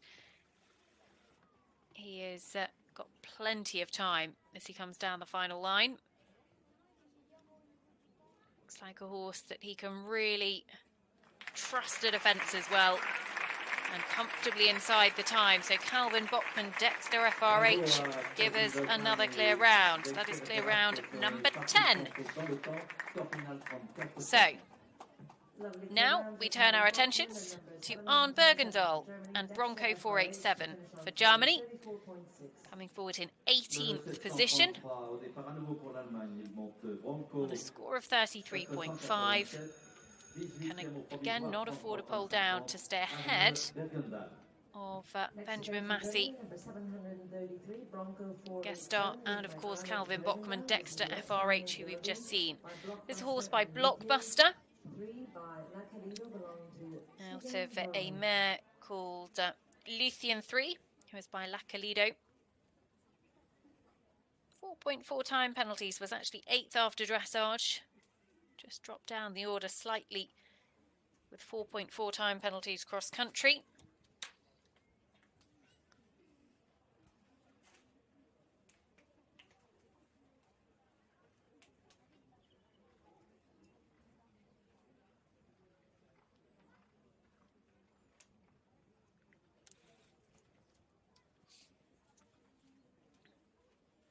Goodness me, plenty of scope. Very careful, this horse.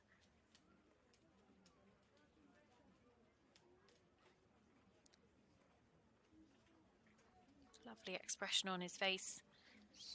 He is flickering back and forth, listening to the instructions coming down the rein.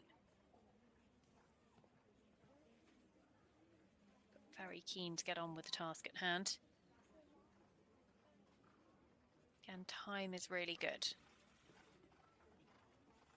Time has certainly become so much less influential as the class has progressed.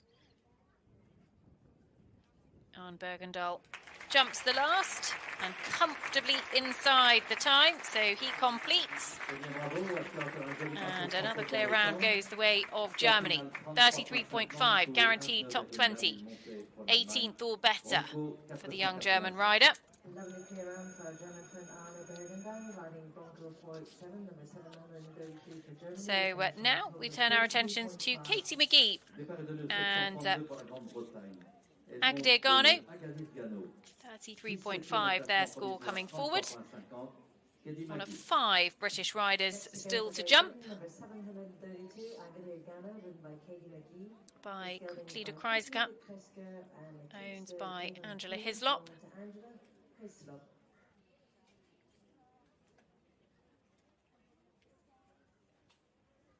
Just has that slight sheepskin noseband just to help encourage the horse to keep his head carriage down.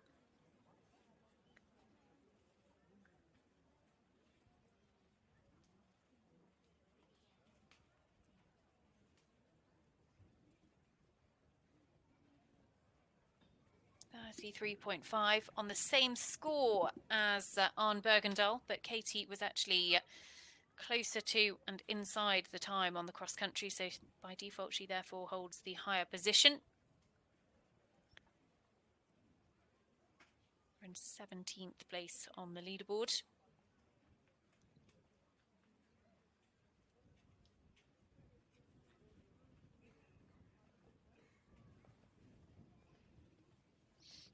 Be horse number 3 to finish on their dressage score.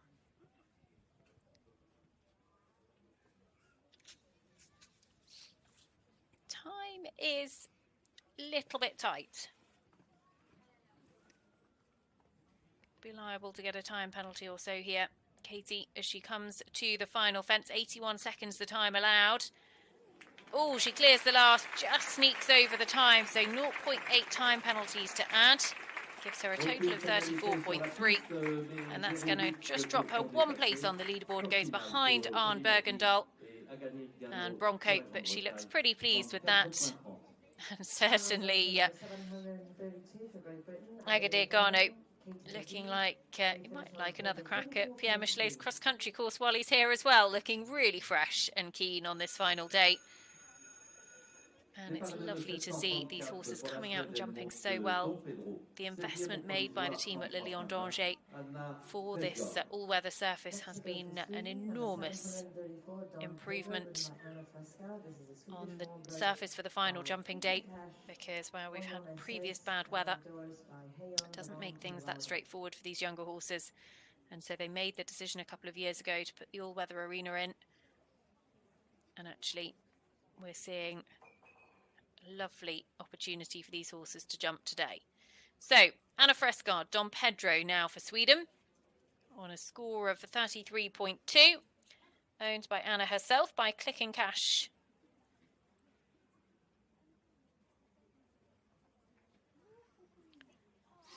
Already got 1 Swedish combination that should finish in the top 20. Will we add another one?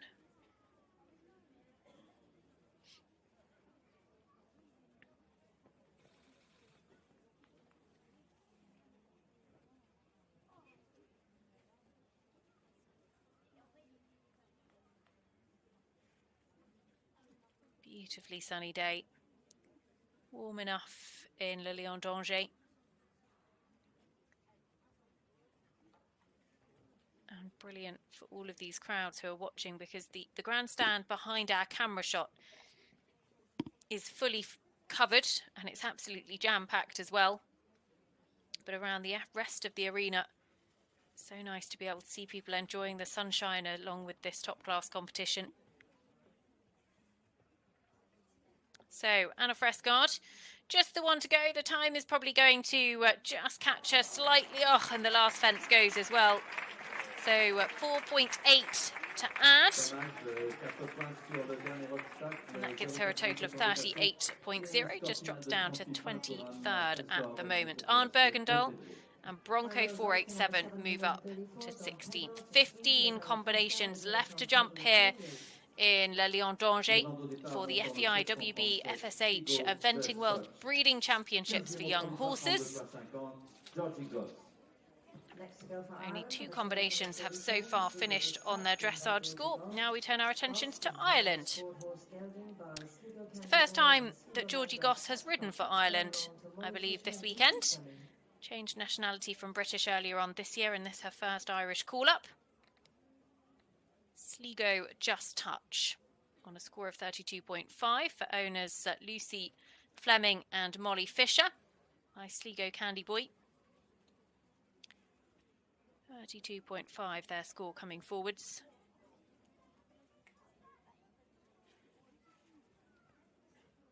Sligo Just Touch. Irish bred.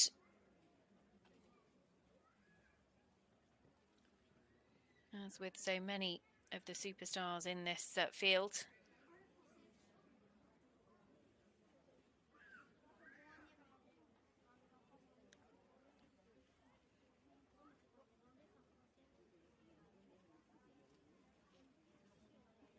Really lovely line into that combination because she kept things moving.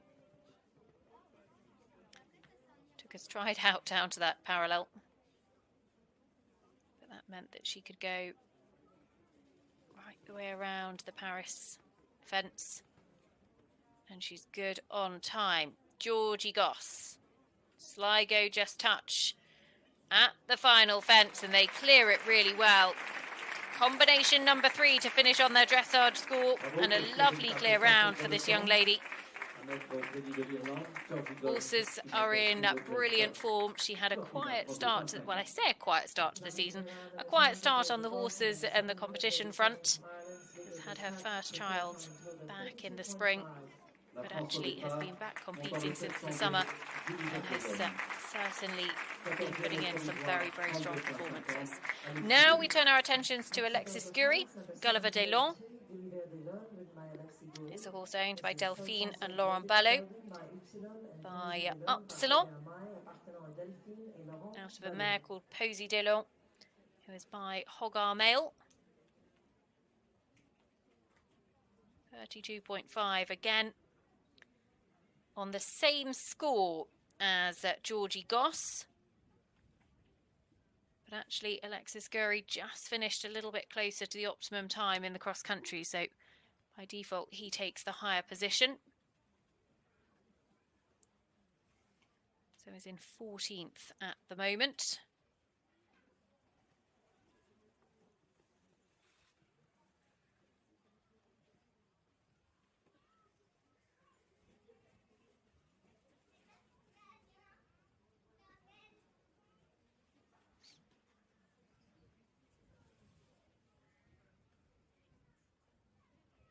You can really see the stamp of his sire in this horse.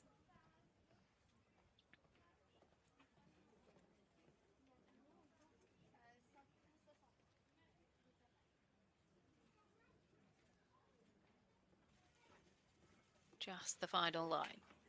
Alexis Gury, France, enjoying a really strong weekend in the 7-year-old division this year. And they go to the top of the leaderboard.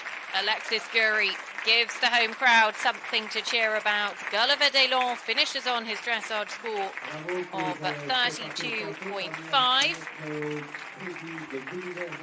That is the score to beat. And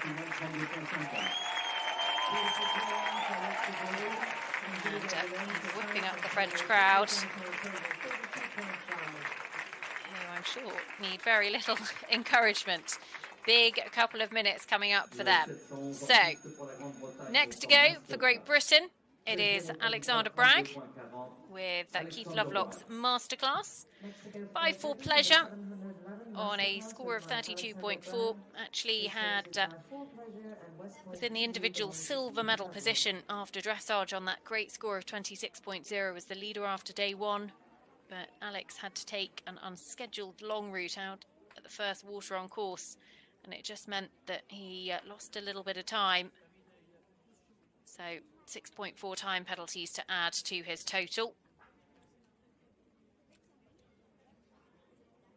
But still, it's been a big weekend for this young horse. Alex, who's been doing a lot of pure show jumping recently, really enjoying this discipline. Jumped in the Fox Hunter final at the Horse of the Year show.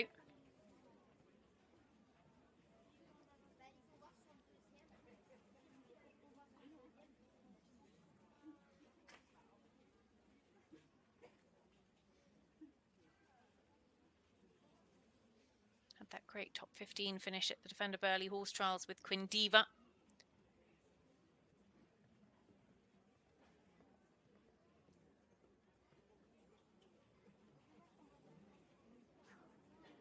Actually, again, the time looking really good. Doesn't need to worry about the clock. Just 2 to go for Alex Bragg and Masterclass. On that score of 32.4, it is the narrowest of margins, and he clears the last, punches the air in delight. He'll be, I'm sure, thinking a little bit about what might have been had he not had to take that long route at the water. But ultimately, he's finished with a horse that is full of confidence after the cross-country. And sometimes you have to make those split-second decisions. It was the right decision as well. And he comes home with nothing to add to that two-phase score of 32.4. So we'll be 13th or better into the top 12 now as we go to Ireland once more. Porrig McCarthy and MGH Zabayoni. 4 seconds over the time for Porrig yesterday. This horse who actually jumped clear on the final day at the now 5-star Hartbury International Horse Trials earlier on this summer to take the win in the 2-star long format. Step up this time. And on that score of 32.4, again on the same score as Alex, but he was closer to the optimum time. So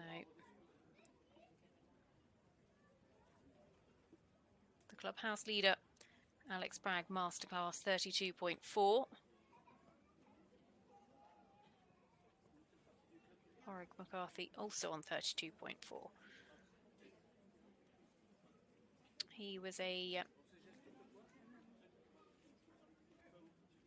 man who's done a lot of show jumping in his time, Porrig. Will have jumped some very, very big tracks.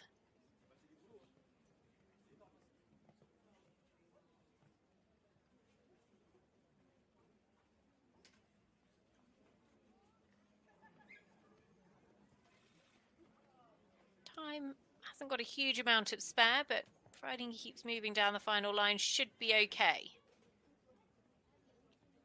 And he clears the last, comes home safely inside. Of course he does. Porrig McCarthy and MGH Zabayoni, nothing to add for them, and will be 12th or better, 32.4. So now we go to Matthew Van Lanigan for France. And interestingly, those combinations coming forward now from 11th place, all within a rail of 2nd place on the podium. Matthew Van Lanigan, a Piro Z, Action Percy, owned by the Institute of French Horses and Equestrian. 31.3 their starting score on that dressage score.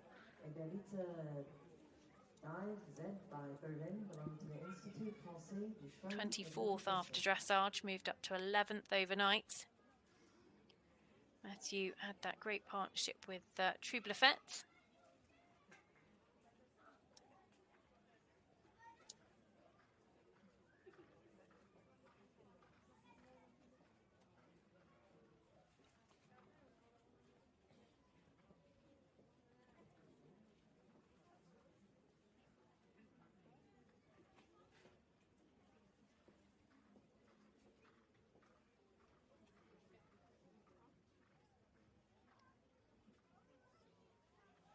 So far, so good.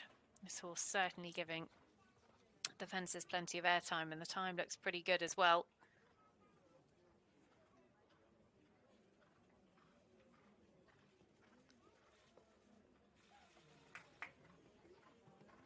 Pierozy, Matthew Van Lanagan. One of a number of French flags flying this close to the top 10. Clears the final fence and again finishes on his dressage score.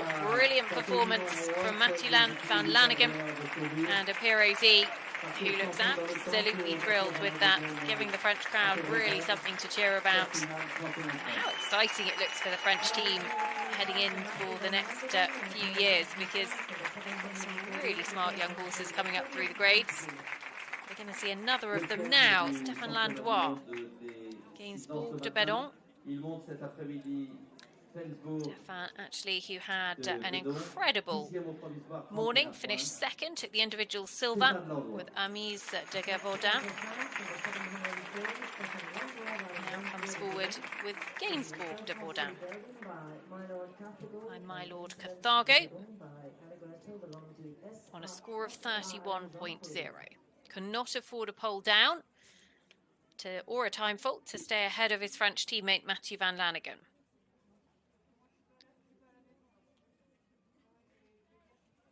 Owned by Jean Coelho.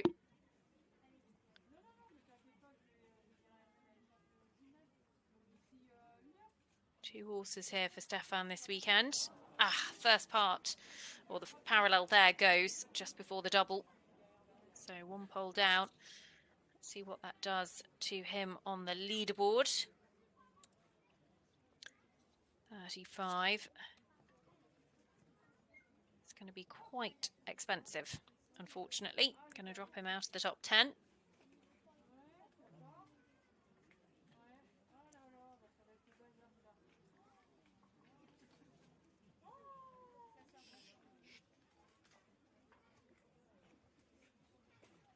So Matthew Van Lanagan guaranteed a top 10 finish now.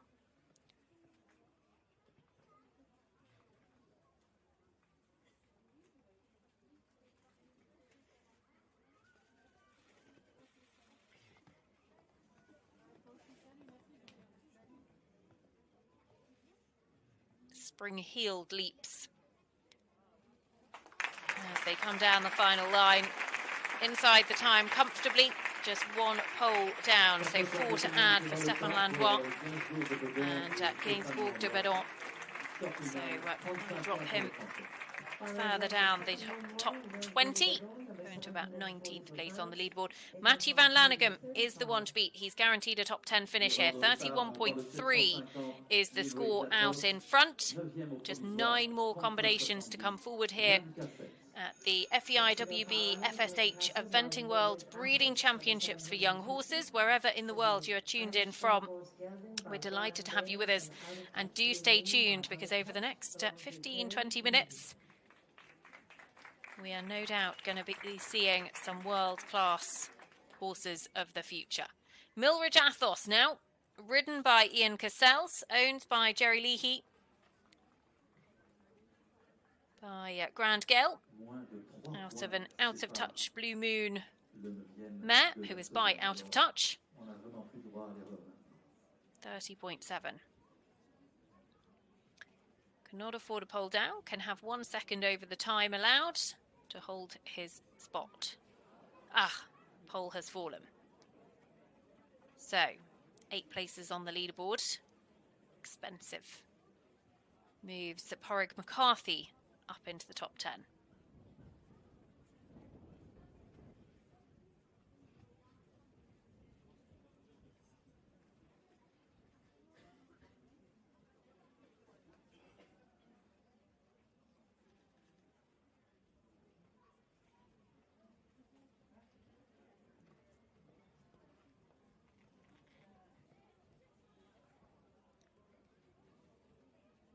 So, clock again, looks pretty good. Just the 2 to go for Ian Cassels. And clears the final fence, home with just that one pole down. So that sees him on 34.7, drops him down to 17th on the leaderboard. Corrigan McCarthy moves up to 10th, beg your pardon. And Matthew Van Lanigan at Pirozzi is 9th. They are the ones to beat, 31.3, the clubhouse leaders.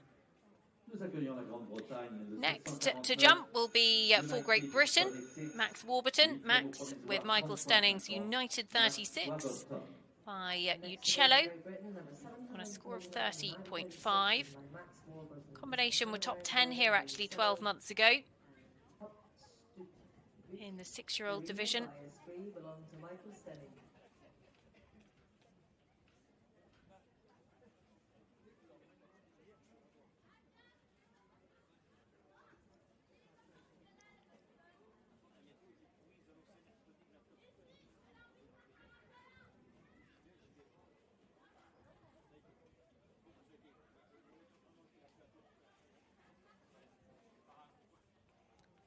Max just 2.4 time penalties yesterday,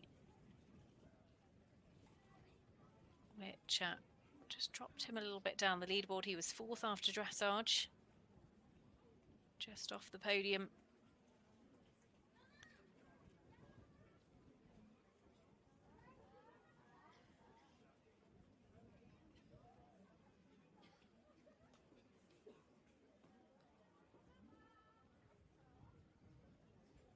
United 36, clear so far.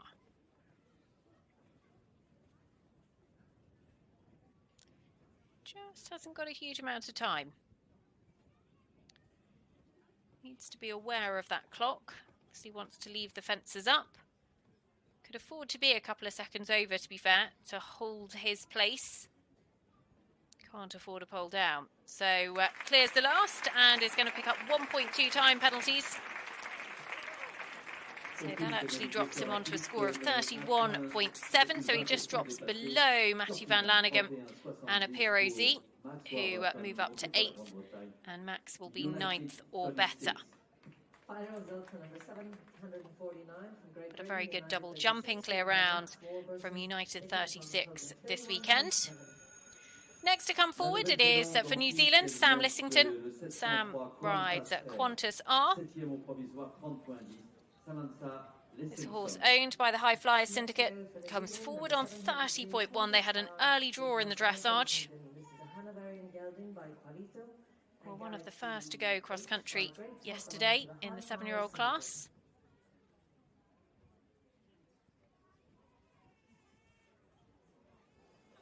This is a horse by Qualito out of a grey top mare.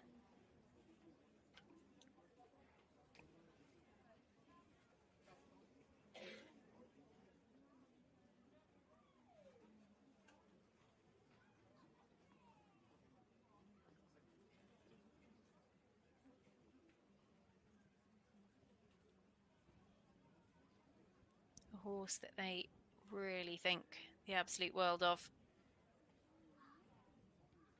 Sam unbelievably excited about this horse's future. Watching over the last few days, you can really see why. Because looks like has everything going in all 3 phases. 30.1 her score. Clock is okay. Matthew Van Lanigan, 31.3, the current leader. Sam Lissington within a rail of the podium, remember. Clears the final fence comfortably inside the time. Finishes on her dressage score of 30.1 and goes to the top of the leaderboard. So, 7th or better for New Zealand, Sam Lissington. Matthew Van Lanigan sits in 2nd, Max Warburton in 3rd. Just 6 more to jump. And the first of those is Harry Mead. Harry with Gay Skula, Alexander Robinson, James Midgley's Amiro Island. This 7-year-old by Amiro Z out of a jumbo mare called Floating Island. 29.2. Harry had the worst of the weather on Thursday afternoon. And I have to say, huge credit to this horse who did not bat an eyelid at the Thunder and Lightning. and the absolute lake that was forming in the middle of the arena during his test. Harry been on very good form this year, third at the Defender Burghley Horse Trials with Cavalier Crystal. Actually went very well at Blenheim Palace International Horse Trials as well, and is en route to Les Etoiles de Pau with Red Kite. Next week that has gone. So that drops Harry just out of the top 10.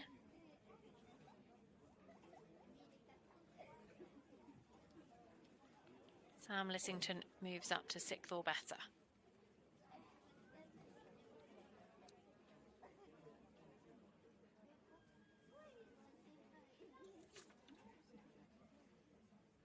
Also move Alex Bragg into the top 10 as well, I believe. Another one has gone for Harry.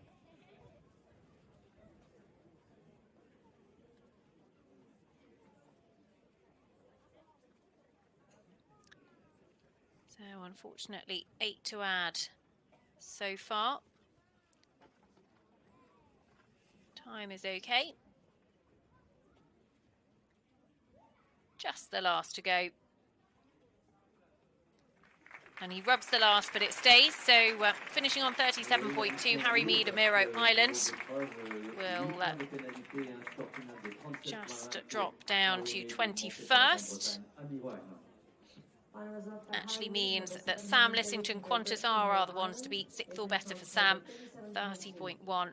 She's ahead of Matthew Van Lanagan, Max Warburton, Porrig McCarthy, Alex Bragg are the remainder of those that are guaranteed a top 10 at the moment.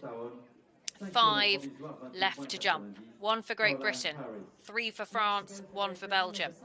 Caroline Harris and Cooley Mosstown on a score of 28.9 were one of the fastest of the day yesterday. Went round in 8 minutes 34 seconds. Swim time was 8 minutes 58, so plenty of time to get her home. This is a horse that is by Celtic Hero, owned by Karen Dunford, Dinah Posford and Gail Sinclair.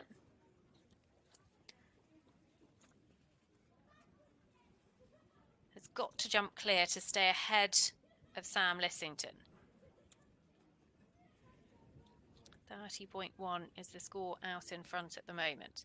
She is within a rail of second place on the podium. There is all to play for here.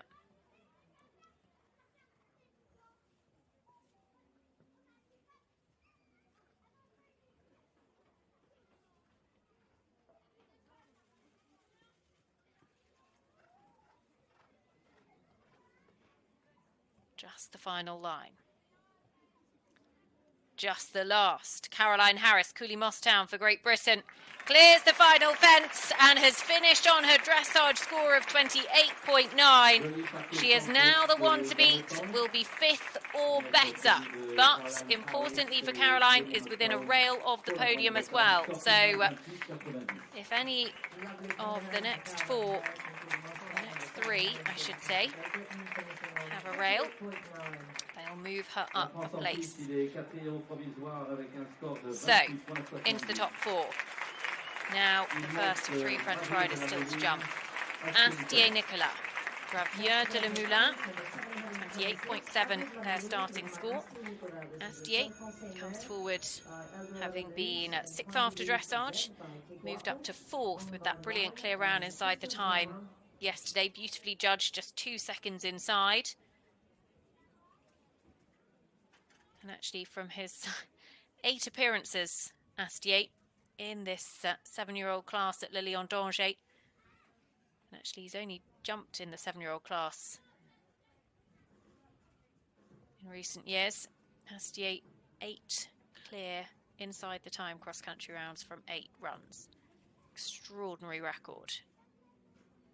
He won this class back in, I think it was 2017 with Alert Amalab Or. Horse that he rode at the World Championships for France last year. Gravier de la Moulin by Eldorado de Us, owned by Astier alongside Christophe Chemin. Gives the first part of that double of oxes a healthy rub, but it stays. The time, I imagine, is fine because he's not hanging around at all. Astier Nicolas. Gravier de la Moulin coming down the final line. Just the one to go on that score of 28.7, and he clears the last. The French crowd erupt in cheers. A punch of the air from Astier Nicolas. He's had some good success here at Le Lion d'Angers in the past, and he is guaranteed fourth or better here. He'll fancy his chances of a podium finish. Brilliant from the Frenchman. And this looks like a really, really exciting mare for the future. So he just steps aside to let his teammates slap of the hand. Healthy competition, but also wanting to do their country proud. Thomas Carlyle on last year's 6-year-old champion, Golden de Belliard. This mare by Upsilon. The 6-year-old title to give Tom his fourth Le Lion d'Angers title. Only one man has more. That is Nicolas Touzon, who is still to come. Could be making it number 7 here this year. So he's on a score of 28.3. He can be 1 second over the time. And actually would go behind Astier Nicolas because they would end up on the same score, but Astier was closer to the optimum time. So really needs to jump clear and inside the time to guarantee a podium finish. He's a man who's jumped in this arena under pressure a time or two before. But these young horse championships mean a huge amount to these riders. He's actually one of only a handful of people who have won it back to back. Was a 6 and a 7-year-old. Did it with Ténoraires. Teammate Nicolas Touzon, who is still to come here, did it back in the early 2000s with Galland de Sauviat.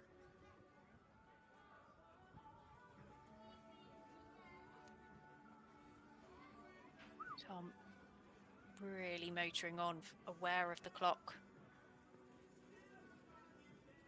And actually Golden de Belliard is jumping beautifully so far.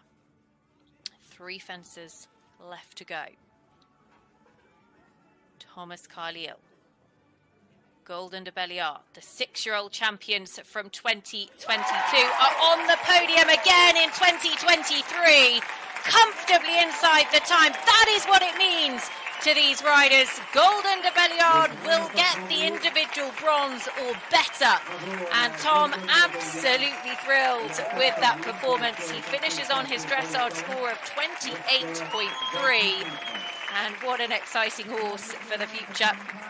His team will, I'm sure, be quick on hand to congratulate him, as next to come forwards is Lara de Liedekerke-Meyer, Colorado Darville. Now, this lady was equal second after dressage. Picked up 5 seconds over the time cross country yesterday. 2 time penalties. It was all she could afford to hold her position.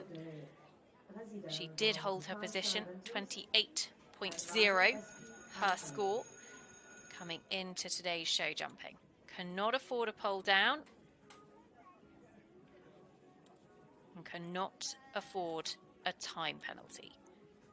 Must jump clear and inside the time to hold on to a medal.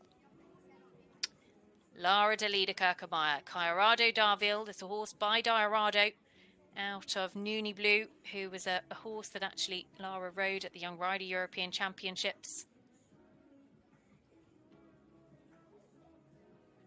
She's been on great form this year. This horse has actually had 3 international victories so far in 2023.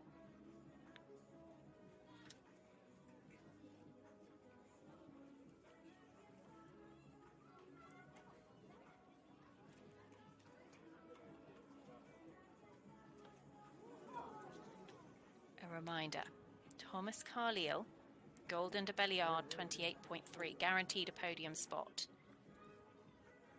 Lara has to jump clear and inside the time to hold on.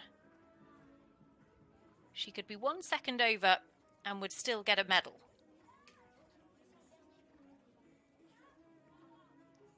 Actually taken a pull before that parallel. Seen a few people taking a stride out there. Time is pretty tight. She's not going to want to take a pull down the final line if she's going to keep the time. Lara de Liederkerke-Meyer comes to the final fence. Cairado Darville clears it. She's going to get a time penalty. Oh, frustration written all over her face, but she's still smiling. She'll take the individual bronze or better. She can't believe it, but actually thrilled with this horse. Holds her hands up, and I think she'll take the hit for that one, but will still get the individual bronze or the individual silver. One thing is certain, though, we are going to see a French winner. Lara de Liederkerke-Meyer, it was unbelievably tight. We thought as she was jumping the third last, it was close. She'll be ruining the extra stride she put into that green oxer. But do you know what? What a smart horse for the future. Hasn't done anything wrong this week. And she will get the individual bronze or better. So, Nicolas Touzon, a man who has more Le Lion d'Angers titles than any other rider in the world. He's had 6. His last one, however, was 19 years ago, back in 2004. Comes forward with Gaujin du Buisson.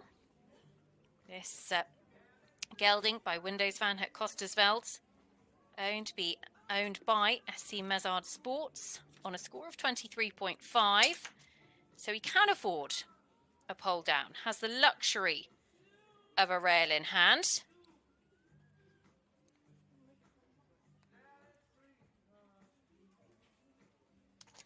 Can also be 2 seconds over the time allowed. That would mean he finished on the same score as Thomas Carlyle, but actually, one pole has gone. Okay, so Nicolas Touzon has to jump clear now to hold on to the title.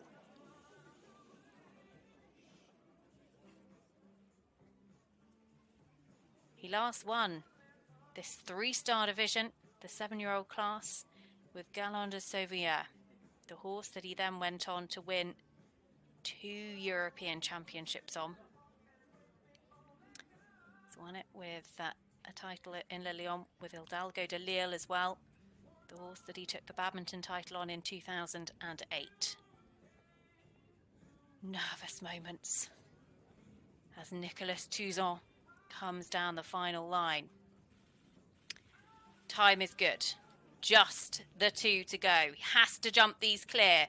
Otherwise it will be Thomas Carlyle who takes the title with Golden de Belliard. Nicolas Touzon for the victory. Oh, the last has gone! The last has fallen, and heartbreak for the Frenchman. Oh my goodness me.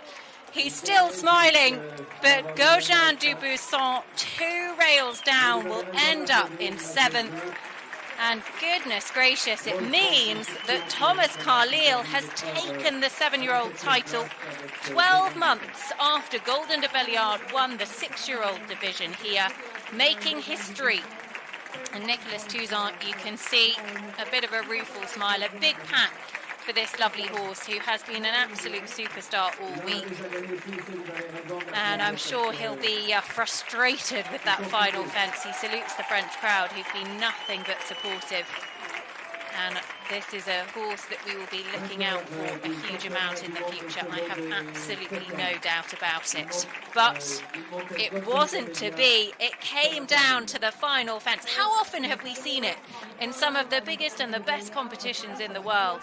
It decided the World Championships in Protoni last year. It's decided Olympic medals as well. That final fence falling for Nicolas Touzon, which means that the winner, making history once again, Thomas Carlyle, Golden de Belliard. They won the 6-year-olds last year. They're back to win the 7-year-olds in 2023. One of only a handful of horses in history to do it. Ahead of Lara Delida Kirkemeyer, Colorado Darville. She really will be ruining that 1 second now, which cost her the title. And Astier Nicolas, Gravier de la Moulin, the other French flag, on the podium. Caroline Harris, best of the Brits, in 4th. And a little bit further on down the leaderboard, there is Nicolas Touzon. Gauguin de Busson just finishing in 7th. Ben Massey and Stéphane Landois also flying the French flag inside the top 20. As there are so many big names and so many horses that have impressed this weekend. Frida Anderson, Kitch Couture, HPK, certainly one of them for Sweden. She was absolutely thrilled with that horse. Peter Flower, H. Carol Z, another that really caught the eye. And Sarah Glynn's Granny Jean's Unicorn gets a top 30 finish here on that score of 44.3. It was an unbelievably competitive 7-year-old division, and actually 70 combinations made the starting lineup from 17 different nations. Zingham, Goliath de Loire finishing just inside the top 40. Lissa Green thrilled with Go On Biatz, who was very impressive in the jumping phases. Sarah Clark-Cazalia making her Le Lion d'Angers dream come true. It has been a weekend full of thrills, full of spills, and with plenty of drama thrown in as well. But my goodness me, the final show jumping phase did not disappoint. I hope you all enjoyed that as much as I did, because it has been an incredible conclusion to the 2023 FEI WBFSH Eventing World Breeding Championships for young horses. We have certainly seen some of the stars of the future. The winners of this class have gone on to do great things, and we'll look forward to seeing this year's class go on to do great things over the coming years as well. They'll be prime age for LA 2028, just saying they'll 5 years' time, 12 years of age, if I can do my maths correctly. Perfect for an Olympic spot. Who knows? Watch this space. For now, though, I hope you have enjoyed all of the coverage. A huge, huge congratulations to our newly crowned 7-year-old young horse world champion, Thomas Carlyle, the 5th Le Lion d'Angers title of his career. Golden de Belliard takes the top spot. And in the 6-year-olds a little bit earlier on, Izzy Taylor and Barrington Alice. They will be stood on top of the podium in the prize giving, which will be shown for you very shortly. So do stay tuned if you'd like to watch that prize giving. But from us here, a huge thank you for tuning in. It has been an absolutely epic weekend of sport. And it is actually Thomas Carlyle, Golden de Belliard, who have made history and have taken the 7-year-old title. Thanks for watching.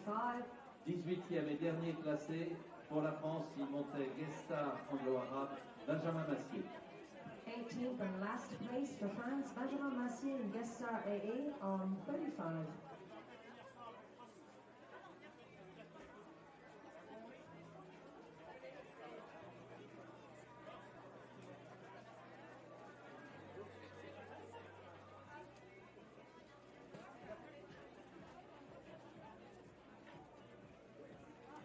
Alors, la remise des prix. Les 12 premiers classés dans les 6 ans sont attendus pour la remise des prix. Et les 18 classés du championnat du monde des 7 ans entreront ensuite sur la carrière. The 12th place in the 6-year-old competition to be here for the prize giving on riding, as well as the 18th from the 7-year-olds prize giving on horseback.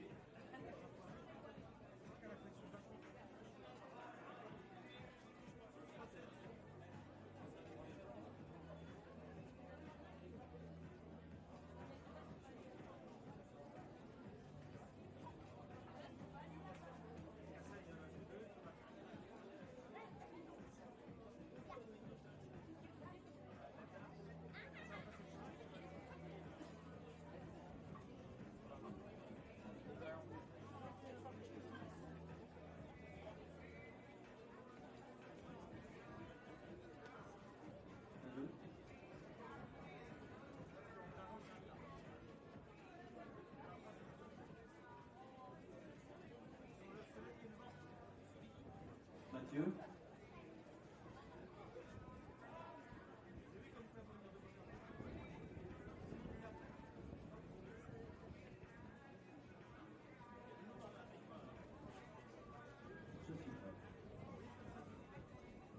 Alors merci à l'équipe en charge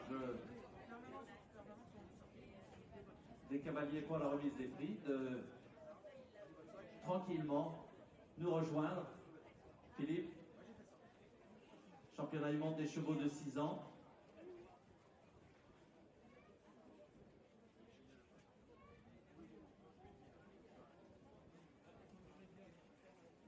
Alors, pendant qu'ils viennent jusqu'à nous, je voudrais tirer un grand coup de chapeau à l'organisation parce qu'on n'a pas été très gâtés dans les derniers jours. Mais Sophie et toute son équipe, notre nouveau président, Yves-Marie Vandamme, et toutes celles et ceux qui nous ont aidés ont vraiment retroussé les manches pour nous proposer un spectacle magnifique. La pluie, voilà. La pluie a fait du bon boulot parce qu'on en avait besoin en début de semaine, un petit peu trop vendredi, mais ça permet de protéger les jambes des chevaux. Et donc, c'est une magnifique édition à laquelle nous avons pu assister grâce à vous tous.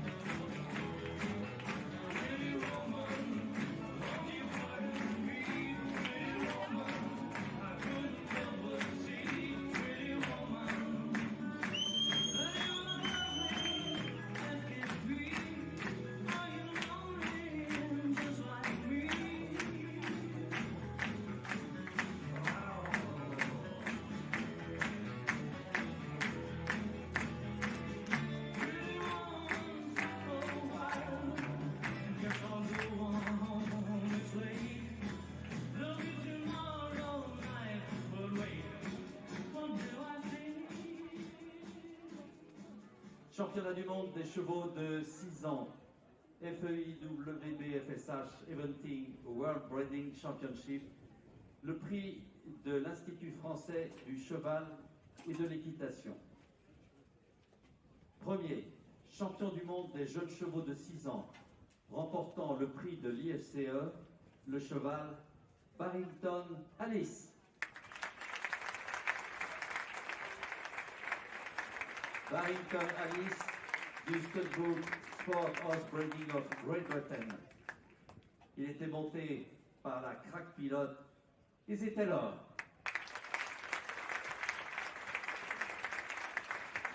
Yves-Marie Vandamme, président du concours, va s'avancer pour remettre le trophée d'or de la FEI à Izzy Taylor et au propriétaire de Barrington Alice.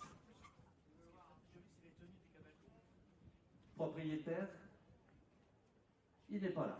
Donc tout pour ici. Le trophée de l'IFCE, mini-selle anglaise réalisée par Michel Charrier, formateur IFCE, maître sellier, meilleur ouvrier de France, va être remis par Anne Cariou Fenduno, directrice territoriale ouest de l'IFCE. Alain Jam, président du Studbook de l'Anglo-Arabe, remet aux 3 premiers la plaque du Mondial du Lion. Les 3 premiers cavaliers reçoivent aussi un panier garni de carottes et de pommes offert par Super U Pays Lyonnais, des mains de Pascal Cadiou, président du Studbook Celle Français. Le docteur Paul Hubert, représentant la World Breeding Federation Sport Horses, félicite le champion des 6 ans et remet un certificat à l'éleveur et une couverture WBFSH présentée par les élèves du Boitillard.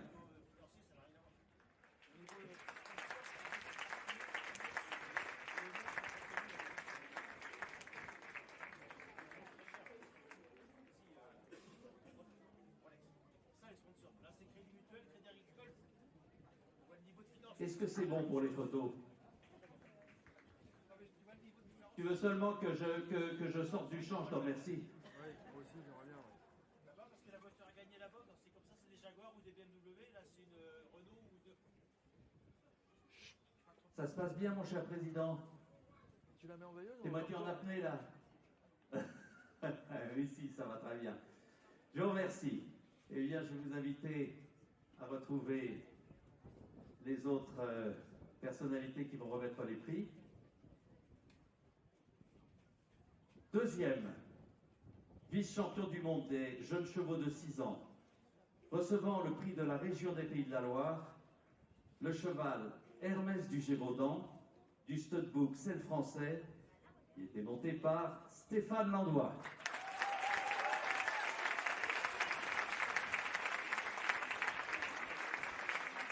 Yves-Marie Vandamme, président du concours, va remettre le trophée d'argent de la Fédération équestre internationale à Stéphane Landois.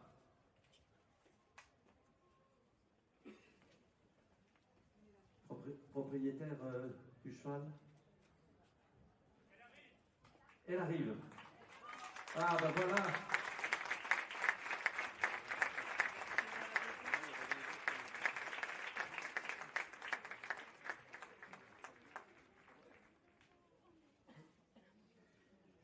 Alors, c'est Madame Véronique Landois qui va recevoir le trophée du propriétaire et c'est la maman de Stéphane. Voilà, une affaire de famille chez les Landois. Le trophée des Pays de la Loire remis par Madame Patricia Motion, conseillère régionale représentant la présidente de la région des Pays de la Loire. Je vous en prie, Madame. Et le docteur Paul Hubert,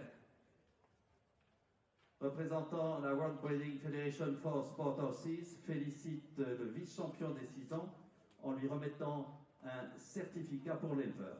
Voilà.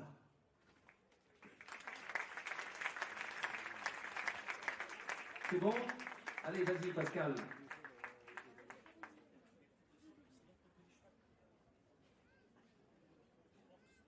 Et pour les photos, Stéphane, il vaut mieux regarder par là. Voilà, tous les deux. Je dis ça aussi pour Monsieur Paul Hubert parce que vous n'étiez pas sous votre bon profil. Voilà, super.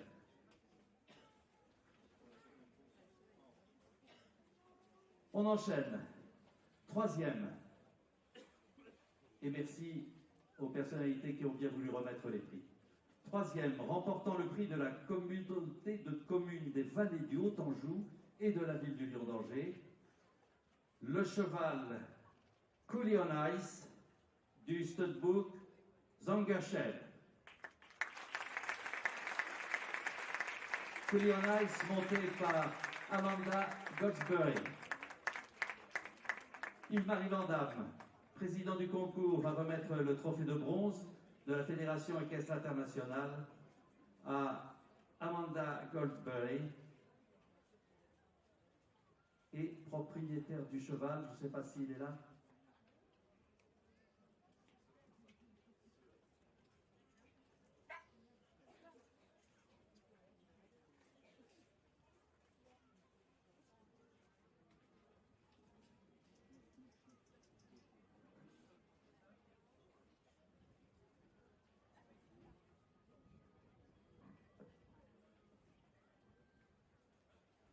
I use the honor.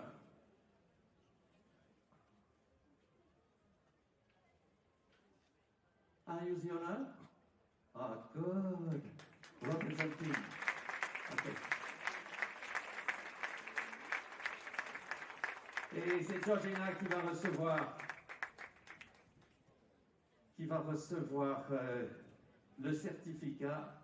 Alors, Étienne Glémaud, président de la communauté de communes des vallées du Haut d'Anjou et maire d'Angers et maire du Lion d'Angers, remet la plaque de la Comcom et de la ville.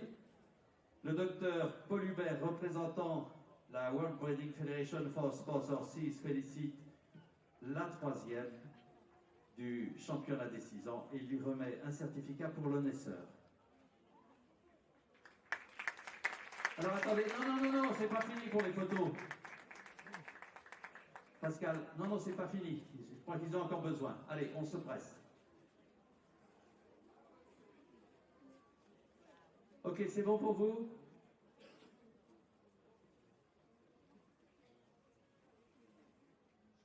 Ok, voilà.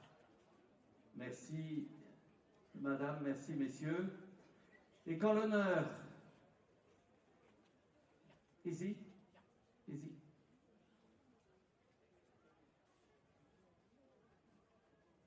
Et quand l'honneur de Barrington Ellis, du Studsbook, Sporters Breeding of Great Britain, et Dizzy Taylor retentissent l'hymne de la Grande-Bretagne.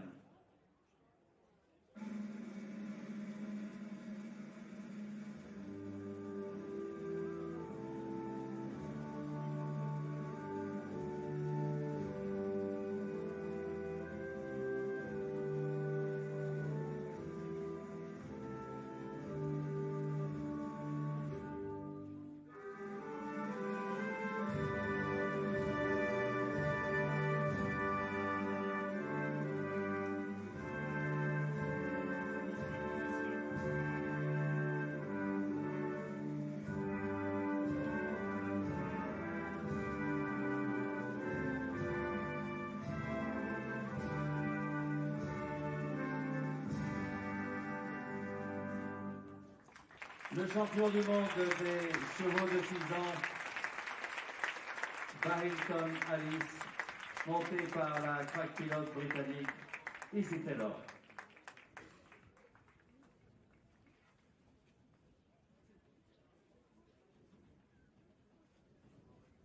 Ils ont déjà reçu plaque et flot. Voici rapidement la suite du classement. À la 4e place pour la Suède, elle montait celle-là, Therese Wiklund. 5e pour l'Australie, associée à Kida Bombay, Isabelle English. 6e pour la Grande-Bretagne, montant Tatango, Katie King. 7e pour l'Australie, il montait Wilfred Lancer, Kevin McNabb. 8e pour l'Italie, associé à Drew Armada, Enrico Zepegno. 9e pour la Grande-Bretagne, elle montait Mojo, Molly Summerland. 10e pour l'Italie, associée à Cassiopeia Preciosa, Rebecca Chiapero. 11e pour l'Italie, elle montait Global Carina, Yasmin Osson Sanders. 12e pour la France, associée à Hermès Gay, Tom Carlyle.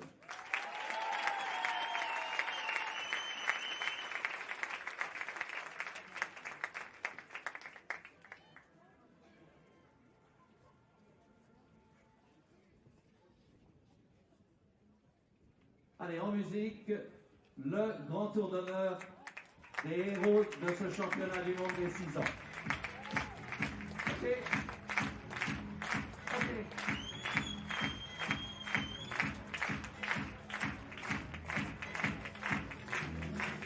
For you.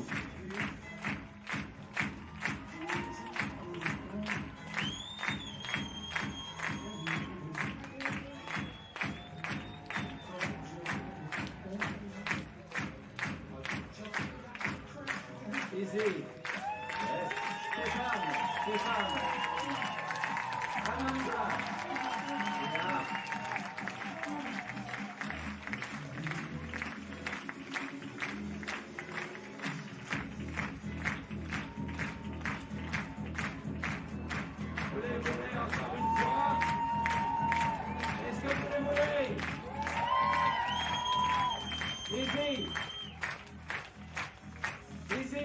Stéphane, Amanda, once more please. Le champion du monde, Barrington Ellis. Le vice-champion du monde, Hervé Dugévaudan. La médaille de bronze des championnats du monde, Quillian Ice. Et bravo à Dizzy Taylor, Stéphane Landois et Amanda Goldsberry.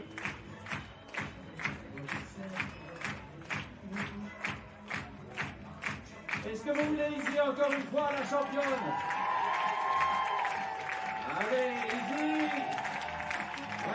Merci.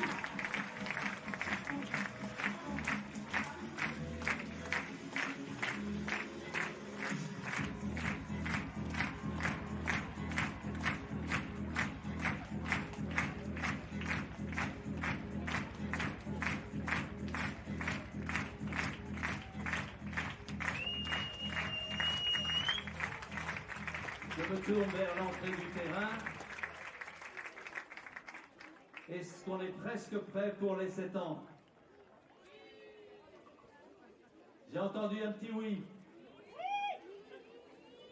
Alors, vous, je suis certain que vous êtes prêts, mais les cavaliers, est-ce qu'ils sont tous à cheval?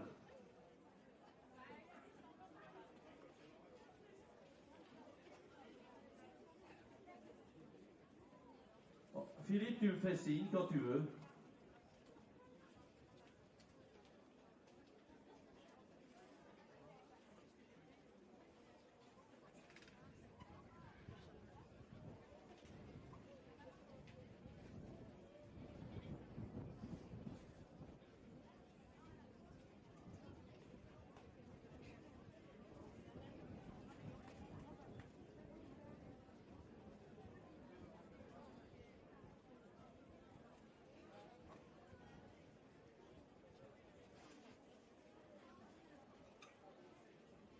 Allez, nous allons pouvoir débuter la cérémonie de remise des prix du championnat du monde des jeunes chevaux de 7 ans. Et oui, mais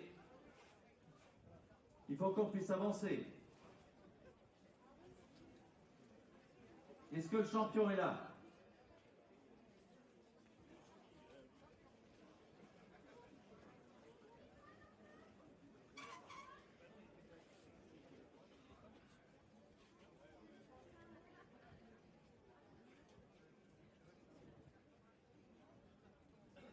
Rassurez-moi, Tom, Lara et Astier sont à cheval. Ah ben, il faut qu'on les ait rapidement quand même. Je sais que toutes les chaînes de télé du monde sont là, mais...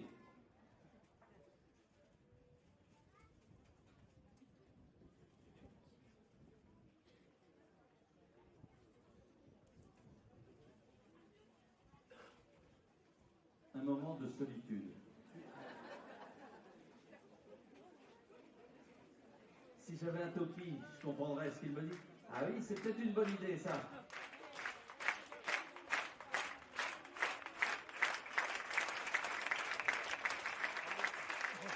Ça a l'air de marcher, hein? J'en remettrais bien un peu à votre place.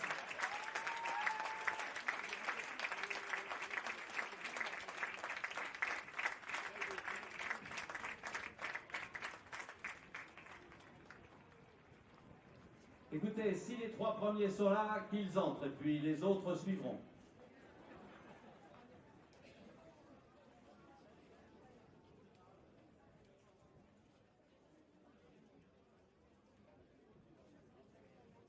Oui. Donc, premier et troisième sont déjà là, mais la seconde avait eu une obligation réglementaire, donc il faut qu'on l'attende. Pas longtemps.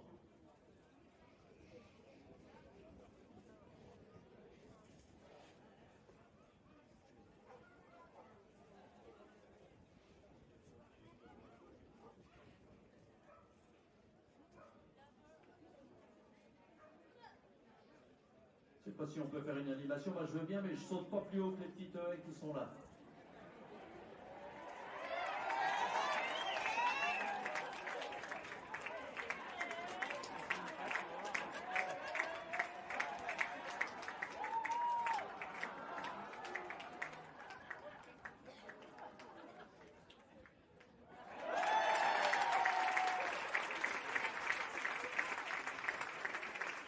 Mais je crois que j'ai pris du temps et je ne suis donc pas qualifié pour le barrage.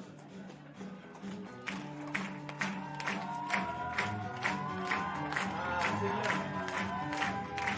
Bravo.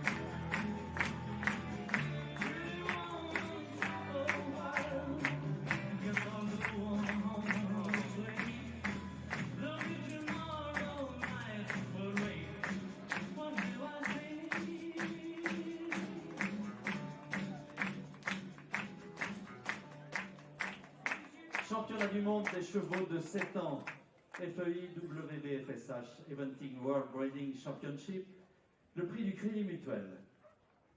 Premier prix et champion du monde des jeunes chevaux de 7 ans, remportant le trophée du Crédit Mutuel Anjou, le cheval Golden de Belliard du studbook anglo-arabe. Golden de Belliard, monté par Tom Carlyle.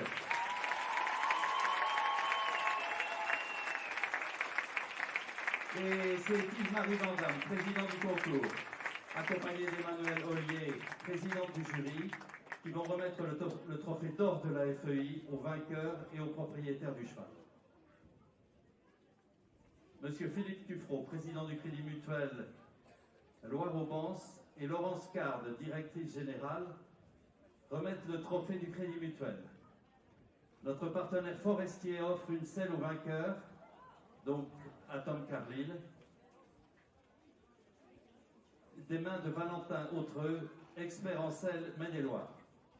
Alain Jam, président du studbook de l'anglo-arabe, remet aux 3 premiers la plaque du mondial.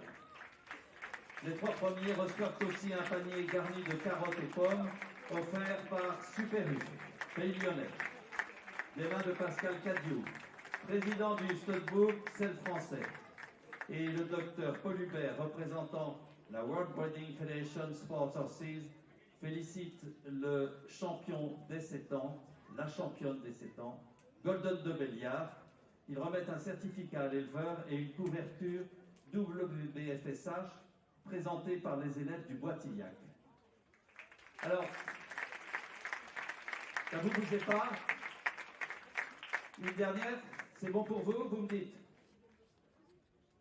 Regardez bien les photographes. Voilà. Super, merci. Merci mesdames, merci messieurs.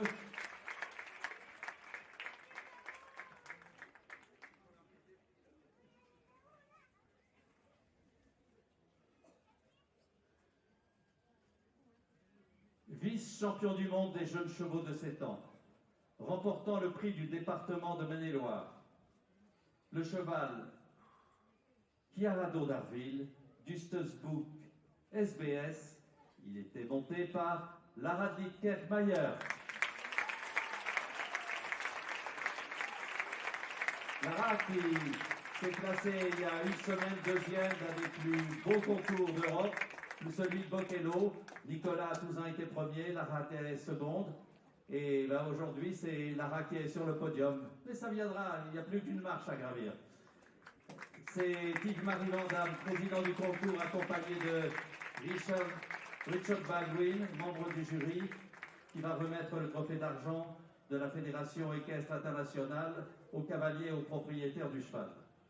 Le trophée du département de Maine-et-Loire est remis par Gilles Grimaud, représentant le département de Maine-et-Loire, et le docteur Paul Hubert, représentant la World Breeding Federation for Sport Horses, félicite le vice-champion des 7 ans et lui remet un certificat pour l'éleveur. Maman, mais t'es là, Barbara? T'es même pas venue me voir.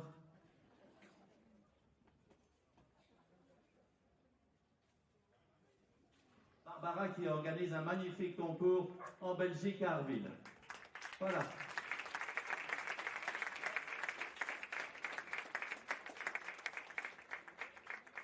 Barbara qui est l'éleveur des cracks chevaux que monte Lara. Allez, regardez les photographes, s'il vous plaît.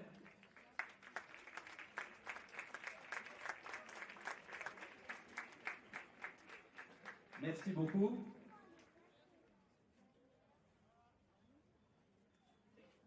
Voilà. Je vous invite à reprendre vos places. Troisième de ces championnats du monde des jeunes chevaux de 7 ans. Troisième recevant le prix Ouest France. Le cheval Gravure de la Mouline du studbook Selle Français. Gravure de la Mouline, monté par Astier Nicolas.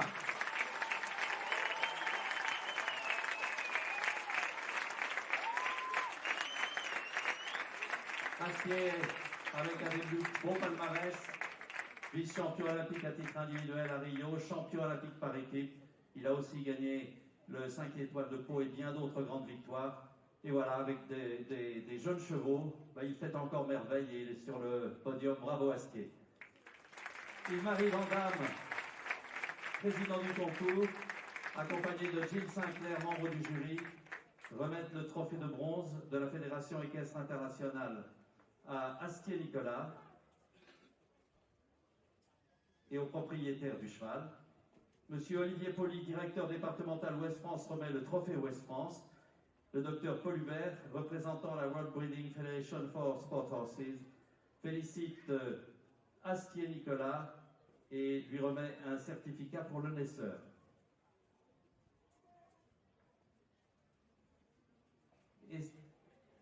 Elle est là?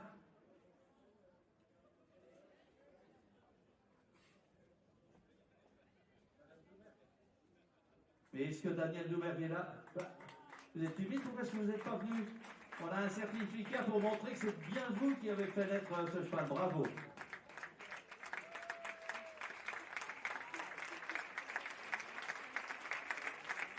Voilà, allez, on regarde les photographes. Astier, Alain. Alain, s'il te plaît. Alain. Alain. Voilà, on regarde par là. Bah oui, parce que les photos, c'est là.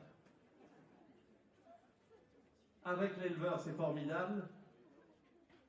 Merci, mesdames, merci, messieurs. Je vous invite à reprendre vos places.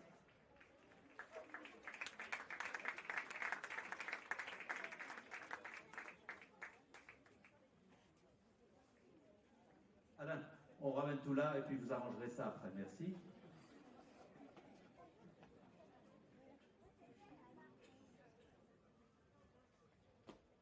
Et qu'en l'honneur de Golden de Béliard du Studbook anglo-arabe retentisse la Marseillaise.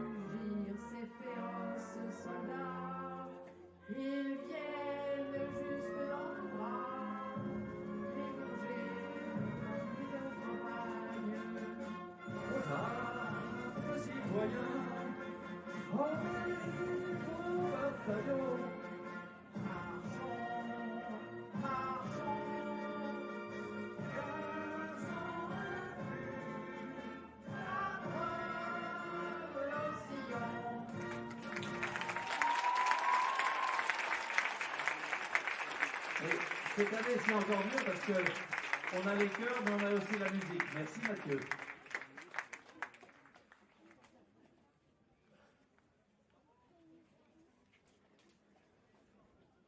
Très rapidement, la suite du classement. Quatrième,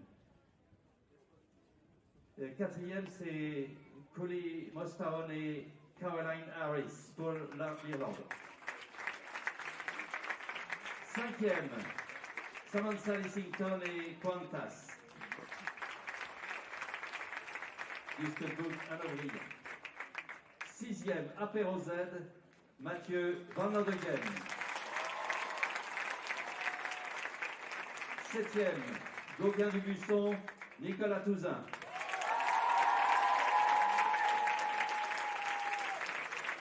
Huitième, United 36, Max Waverton.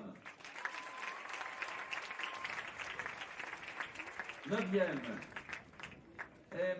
MTH Zabayone, Paroe McCarthy. Dixième, Masterclass Alexander Bragg.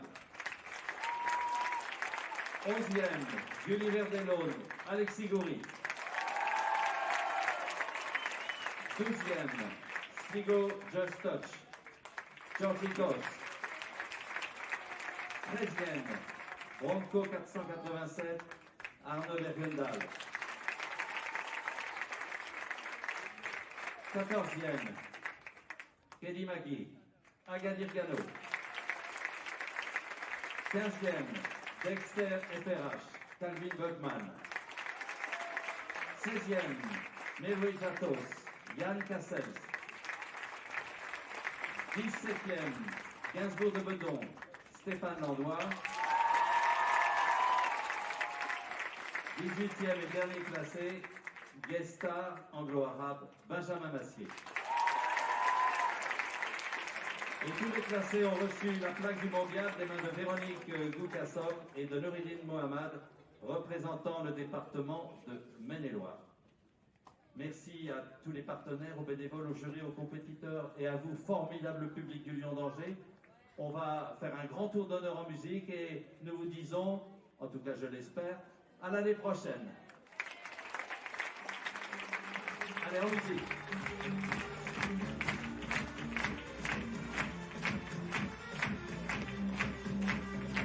Allez, tout le monde en musique, on y va.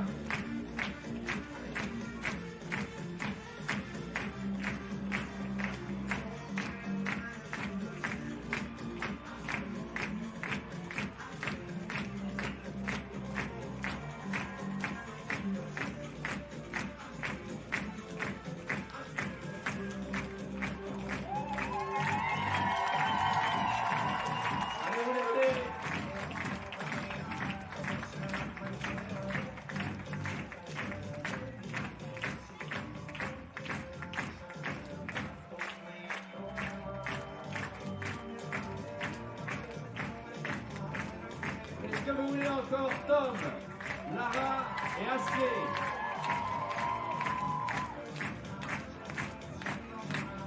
Tom, Lara et Astier. Voilà Tom. Voici Lara. Et voilà Astier.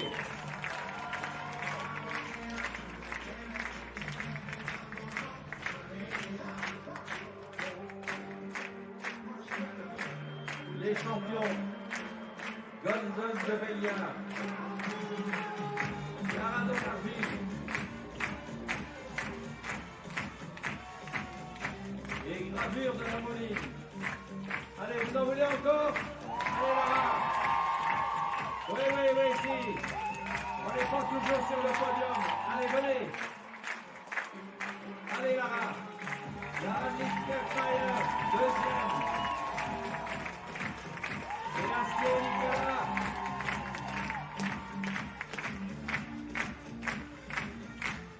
Et si vous voulez Tom, vous lui demandez. Tom pour une cinquième couronne au mondial. Bravo Tom. Bravo Golden de Bélia.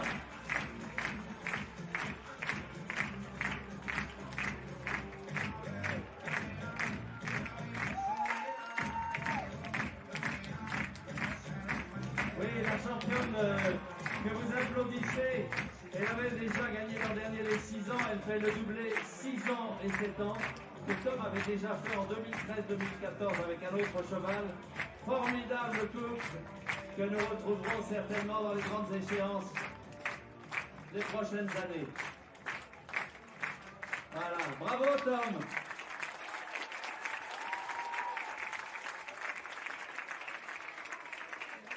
Merci à toutes et à tous et bon retour, soyez prudents.